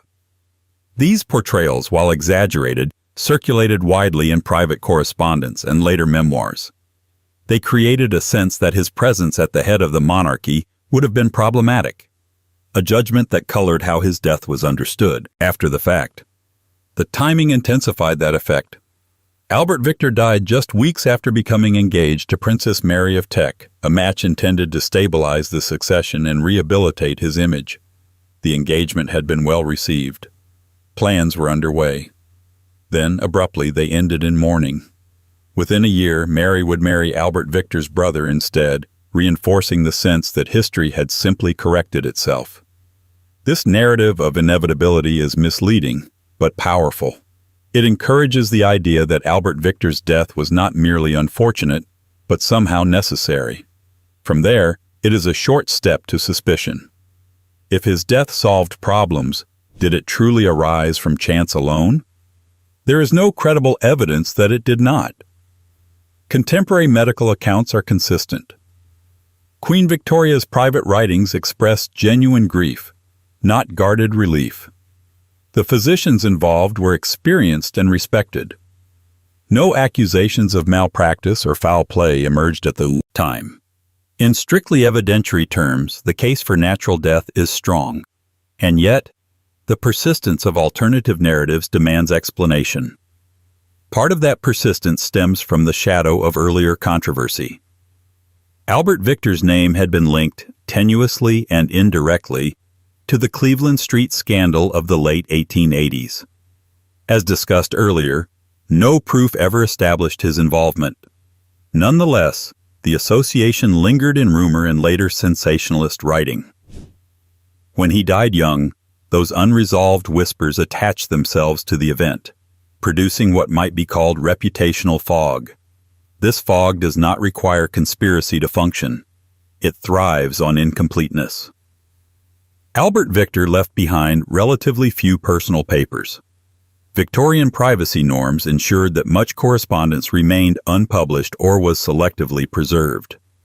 The result is a patchy record that invites projection. Later writers, particularly in the 20th century, filled gaps with conjecture, sometimes treating absence of evidence as suggestive rather than neutral. Another factor is the contrast between brothers. George V's later reign was stable, dutiful, and widely respected. This success retrospectively diminished Albert Victor. It became easier to imagine that the wrong brother had been removed at the right time. Such thinking, while psychologically understandable, risks turning contingency into destiny. Medical reassessment has done little to inflame suspicion. Modern analysis of influenza and pneumonia in the 1890s supports the official explanation. The disease could progress rapidly. Complications were common. Treatments were limited. There is no inconsistency between known symptoms and reported cause. If Albert Victor's death were evaluated in isolation, it would attract little attention. But royal deaths are never evaluated in isolation. They exist within narrative arcs of succession, reform, and identity. Albert Victor's death mattered not because it was strange, but because it cleared the path for a monarch who would define the early 20th century. That significance magnified scrutiny. It is also worth noting how carefully the royal household managed information. Details were released promptly but without excess. There was no attempt to dramatize the illness. This restraint can be read as transparency or as control. In a monarchy increasingly aware of press power, managing tone was as important as releasing facts. That management, while sensible, left little room for public engagement with uncertainty. Over time, sensational theories emerged at the margins. Claims of concealed illness, secret scandals, even elaborate conspiracies. These theories rely not on evidence but on dissatisfaction with the ordinary. They reflect a desire for dramatic explanation, proportional to historical impact. The more consequential the outcome, the more tempting it is to assume extraordinary cause. Professional historians largely reject these theories. The consensus remains that Albert Victor died of natural causes during an epidemic, and that subsequent rumor reflects cultural anxiety rather than historical fact. Yet consensus does not eliminate mystery entirely. It only narrows it. The unresolved element lies in perception. How much did reputation shape memory? How much did later success reshape evaluation of earlier potential? And how much did Victorian secrecy, designed to protect dignity, inadvertently invite speculation? Albert Victor's death illustrates a late-stage evolution of royal mystery. There is no missing body, no silent tower, no disputed birth. There is instead a well-attested event surrounded by narrative distortion. The fog is not produced by lack of records, but by the weight of interpretation laid upon them. In the end, the question is not whether Albert Victor died naturally. It is why his death refuses to settle comfortably into history. The answer lies in the monarchy's role as symbol. When individuals stand in for futures, their absence invites meaning. Their deaths become explanatory devices for what follows. Albert Victor's passing closed one path and opened another. It reshaped the monarchy's trajectory without bloodshed or scandal, at least on the surface. And yet, because it did so quietly, it left behind a space where doubt could linger, reminding us that even the most ordinary royal death can become extraordinary when viewed through the lens of what might have been. And as the monarchy entered the 20th century with renewed confidence under George V, it carried with it another unresolved question, one that would not center on a single life, but on a genetic legacy spreading silently through royal houses across Europe, challenging ideas of chance, inheritance, and secrecy itself. 27. The origin of hemophilia in the royal line, spontaneous mutation or a deeper family secret. 19th century, Queen Victoria's descendants. Among all royal mysteries, the appearance of hemophilia in the 19th century European royal families is unique. It involves no sudden death, no disputed witness, no vanished heir. Instead, it unfolds slowly, across generations, through medical pattern rather than dramatic event. Yet its implications were immense. A single genetic condition altered dynastic stability across Europe, influenced marriage politics, and fueled speculation that has never fully subsided. At the center of it all stands Queen Victoria, and an unanswered question that still provokes debate. Did hemophilia enter the royal line through a spontaneous mutation, or does its origin point to something more complicated? Hemophilia is a hereditary blood clotting disorder, most commonly passed through the X chromosome. Women can carry the gene without severe symptoms, while males who inherit it often suffer serious complications. In the 19th century, the disease was poorly understood, but its effects were unmistakable. Minor injuries could become life-threatening. Medical intervention was limited. Mortality was high. What makes the royal case so striking is the apparent suddenness of the disease's appearance. No convincing evidence places hemophilia in the British royal family before Queen Victoria. Yet among her descendants, it spread rapidly. Her son, Prince Leopold, was affected. Several of her daughters were carriers. Through dynastic marriages, the condition appeared in the ruling houses of Spain, Russia, and Germany. It became known, tellingly, as the royal disease. The standard scientific explanation is straightforward. Hemophilia can arise through spontaneous mutation. Modern genetics confirms that such mutations are not rare, and that Queen Victoria's father, the Duke of Kent, was older at the time of her conception, advanced. Paternal age slightly increases the likelihood of genetic mutation. From this perspective, the appearance of hemophilia requires no hidden narrative. Biology alone is sufficient. Most medical historians and geneticists accept this explanation as both plausible and probable. It aligns with known inheritance patterns. It explains why Victoria herself showed no symptoms. And it accounts for the diseases spread through female carriers into multiple royal lines. On a purely scientific level, the case appears closed. And yet, historical debate persists. Part of that persistence stems from the political and emotional consequences of the disease. Hemophilia did not merely affect individual health, it shaped geopolitics.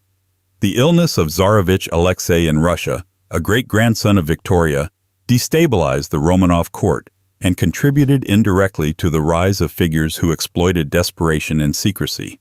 In Spain, affected princes raised succession concerns. Across Europe, royal families quietly reassessed marriage strategies, often without public explanation. When consequences are so large, people instinctively search for causes beyond chance. This instinct has fueled speculation about Queen Victoria's paternity. Some have suggested that her biological father may not have been the Duke of Kent, but another man who carried the mutation. These theories are based largely on circumstantial social history, the Duke's age, the timing of conception, and rumors of relationships within the court. However, none of this constitutes evidence in the genetic sense. No documentation supports an alternative paternity, and no earlier trace of hemophilia appears in the proposed lines. Moreover, such theories underestimate how mutation works. Genetic novelty does not require hidden ancestry. It requires only probability. The human desire for narrative coherence often resists this randomness, preferring explanations that involve agency, secrecy, or scandal. Another factor sustaining doubt is the monarchy's historic relationship with medical transparency. Royal health information was often controlled, minimized, or delayed.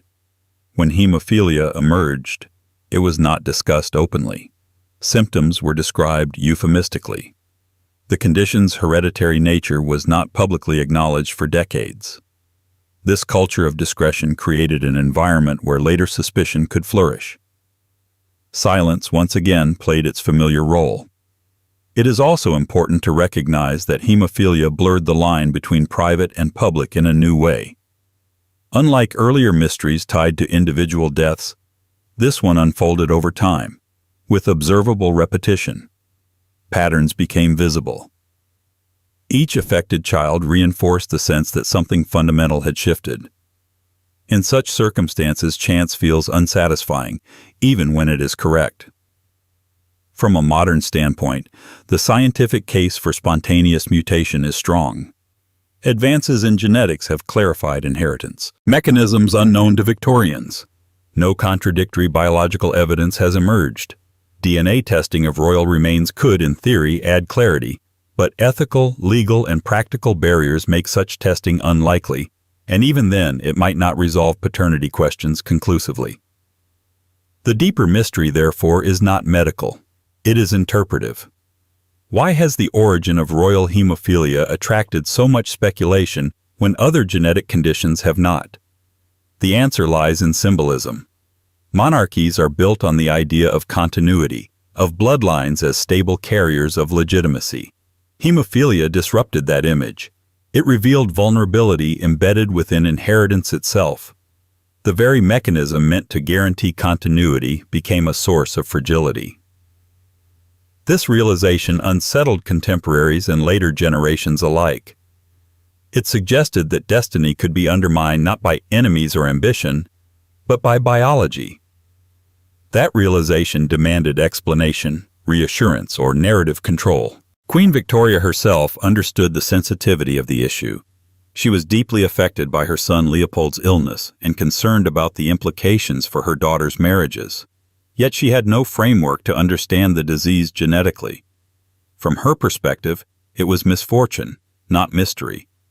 The layers of speculation came later, shaped by hindsight and consequence. In the end, the origin of hemophilia in the royal line remains unsolved only in a narrow sense. Science offers a convincing explanation, But history is not satisfied by probability alone. The absence of definitive proof, no genetic test, no incontrovertible document, leaves space for doubt, even when doubt is unnecessary. This final mystery underscores a central theme that runs through all 27 cases. Uncertainty thrives where power, secrecy, and consequence intersect. Sometimes the truth is hidden. Sometimes it is unknowable. And sometimes it is simply less dramatic than the stories built around it. Hemophilia did not enter royal history with a single event. It seeped in quietly, reshaping futures without announcement. Its legacy reminds us that not all royal mysteries are born of intrigue. Some arise from the limits of knowledge, the discomfort of randomness, and the human need to believe that history follows intention rather than chance.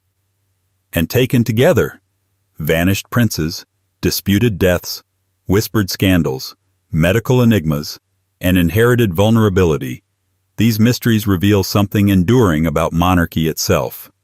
That even at the apex of power, certainty is fragile, truth is mediated, and some questions remain unanswered not because they are hidden, but because history itself cannot always provide closure.